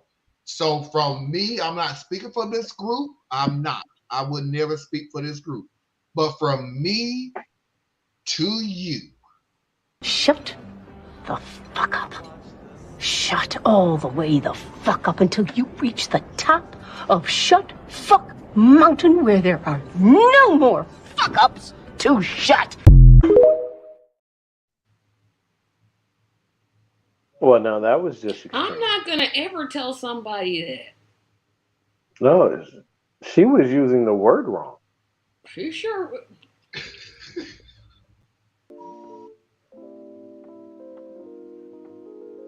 I would literally, at first, I'd have been like offended because she's telling me to shut up. And then I would have become confused because I'd be like, the words don't work together. That's not how the words work. What is it? So I'm on a mountain. Wait, what's? See now, Parker, you treading into that. Don't do this. I can't read it. Can somebody read it for me? I'm not gonna read that out loud. Jesus said, "Thou shalt stop by the ATM before entering the sanctuary." You know what? I've never gotten money at the ATM at the church. Do they charge the ATM fees too? Yes. So isn't that they do? So now isn't that usury? Yes, it is. Like there are so many things wrong. Yes, it is. No, but you don't get money back. You just put in what your gift is. I'm pretty sure it's an ATM. Oh, there's some ATM. They got there's them now where you just pick them out and they just keep it. Yeah, it's like you take your credit card, you swipe and say, I want to put in this much, and then you swap. Y'all both crossing each other. It's both. Yeah, it's both. I mean, I've seen some churches with the ATMs where they give you money back. I've never been to one. But I've been to some where they have the ATMs and you slide it in, you put it in what you get, and you walk away.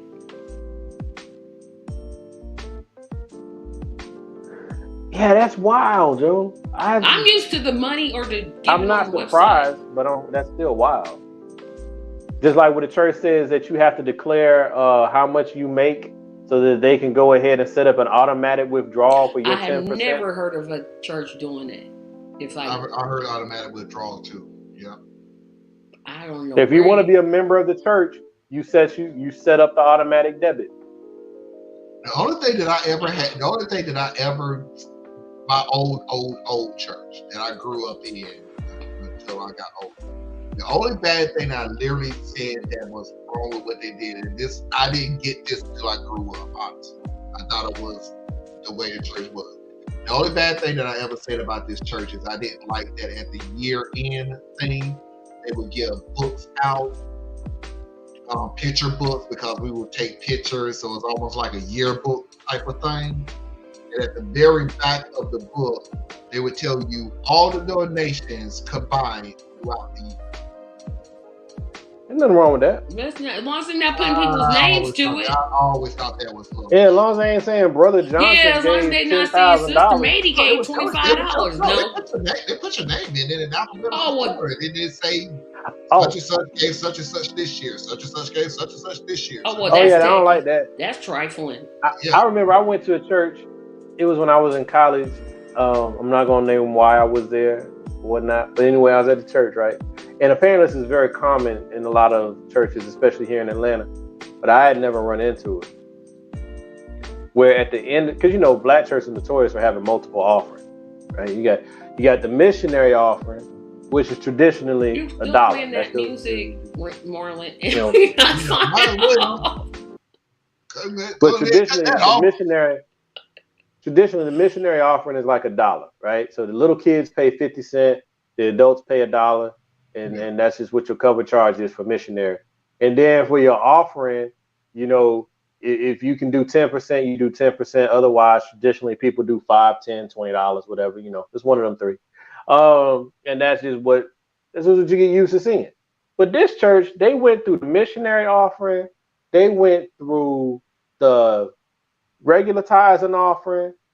They then did a special offering. Then they had a guest preacher. So then at the end of the service, they did yet another offering and had the audacity during the last offering to be like, who has $50 to sow into the man of God's ministry? You line up over here. Who has $100 to sow into the man of God's ministry? I need that line starting over here. And I'm sitting in the congregation like, oh, this feel wrong.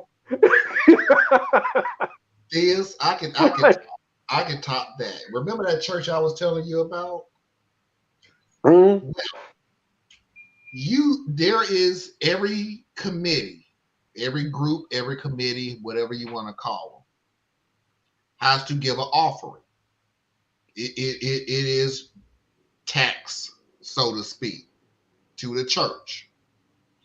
So every committee, usher, you cafe, whatever, every committee, every group that's at the church has to give a certain offering at the church, to the church.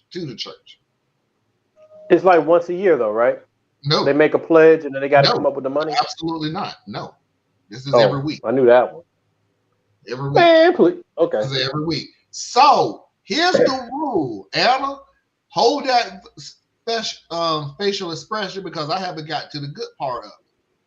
When you join the church, guess what one of your commitments have to be? You got to join one of the ministries. Have to join one of those committees. Nah, wait a minute. It's now Sunday, so I'm gonna just keep my mouth shut. That's what I'm gonna do. That's what I'm gonna do right there. And I'm not saying it's a suggestion. No. You have to. Have to join one of the committees. You have to pick whatever committee it is to stay a member of that church. Now, personally, I'm gonna put this out there.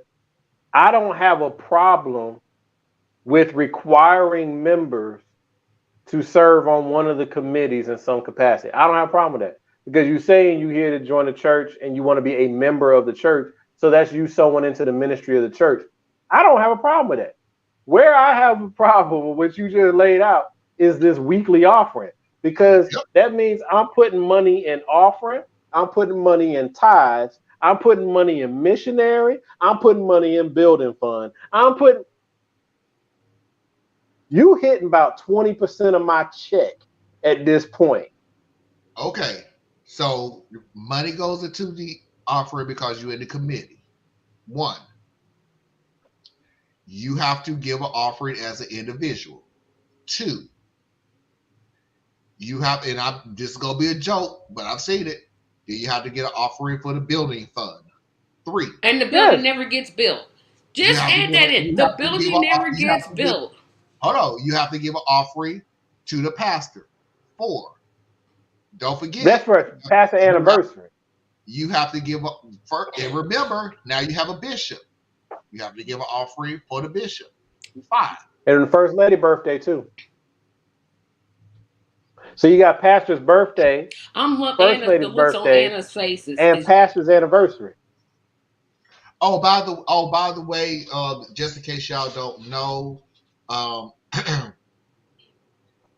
the responsibility of the electricity, the water, the lights, and everything for that building that you are a pastor at, that's the pastor's responsibility. Now that I ain't never heard of. I ain't never heard of that. Yeah, because that's what the offering is. That's what tithes and offerings is for. Yeah. Yeah, from the tithes and offering is to pay for the upkeep of the building and the utilities and the salary. I'll explain it to you. So all the offers and everything that I told you, the bills that's being paid comes from those offerings, the tithes, blah blah blah, everything else. Exactly. So if you can't pay it, then we're gonna need to replace you with somebody who can bring in enough money to keep this building up. That may be that's one of the reasons why, as a young person, when I was, because I used to be very, in case you can't tell, I used to be very, very active in the church. I mean, I was in there 3 days a week. But I remember growing up, and when they started trying to pull me into being active in church leadership, and I'm one of those people who would say, if I come to church, then just let me be a member of the church or be at the church. Don't put me in no leadership capacity, because the moment you do leadership, now you start to see the business of the church, and it's important, right? Because you got to keep the lights on, right? But once you see the business of the church, it's not you see how much it's just business, and it really can hurt you. It can really hurt you if you're not ready for it. And woo. And I say with that, let's take a commercial break from Folgers. No, we ain't gonna take no commercial break. No. Woo. Where's this music? No, ain't taking no commercial break. Where the creepy music at? I'm playing it. I got it too low. No, you got it just right. Keep it right there. As of right now, there will not be a show tomorrow. As of right now, there could be a circumstances that could change all that. If it does change, I will pop up. I'll do a little something and everything else. But as of right now, there is no Radical Truth to Power tomorrow. If it is, guaranteed, I will let everybody know well in advance if they can come or not. Cool. Tracy, tell everybody where they can find you. All my videos are at TracyMediaLLC.com, and join me Tuesday as I count down the best ethnic foods. Anna? I'm at BoreliaEtc.com, and happy Lyme Awareness Month. Stay safe, everybody. Yes. Hey, y'all, make sure you go to my Patreon page, patreon.com/ComplexMind. Do that. Check that out. Go there. You see the card? You see the card there? Go there. Check it out. Good stuff. Free look. 30 days. You do not have to commit to my Patreon at all. Hopefully you'll decide that you like the help with what we're doing with the school clinic. I would certainly appreciate your support. Plus, we're starting to move into some other things. So definitely check me out there.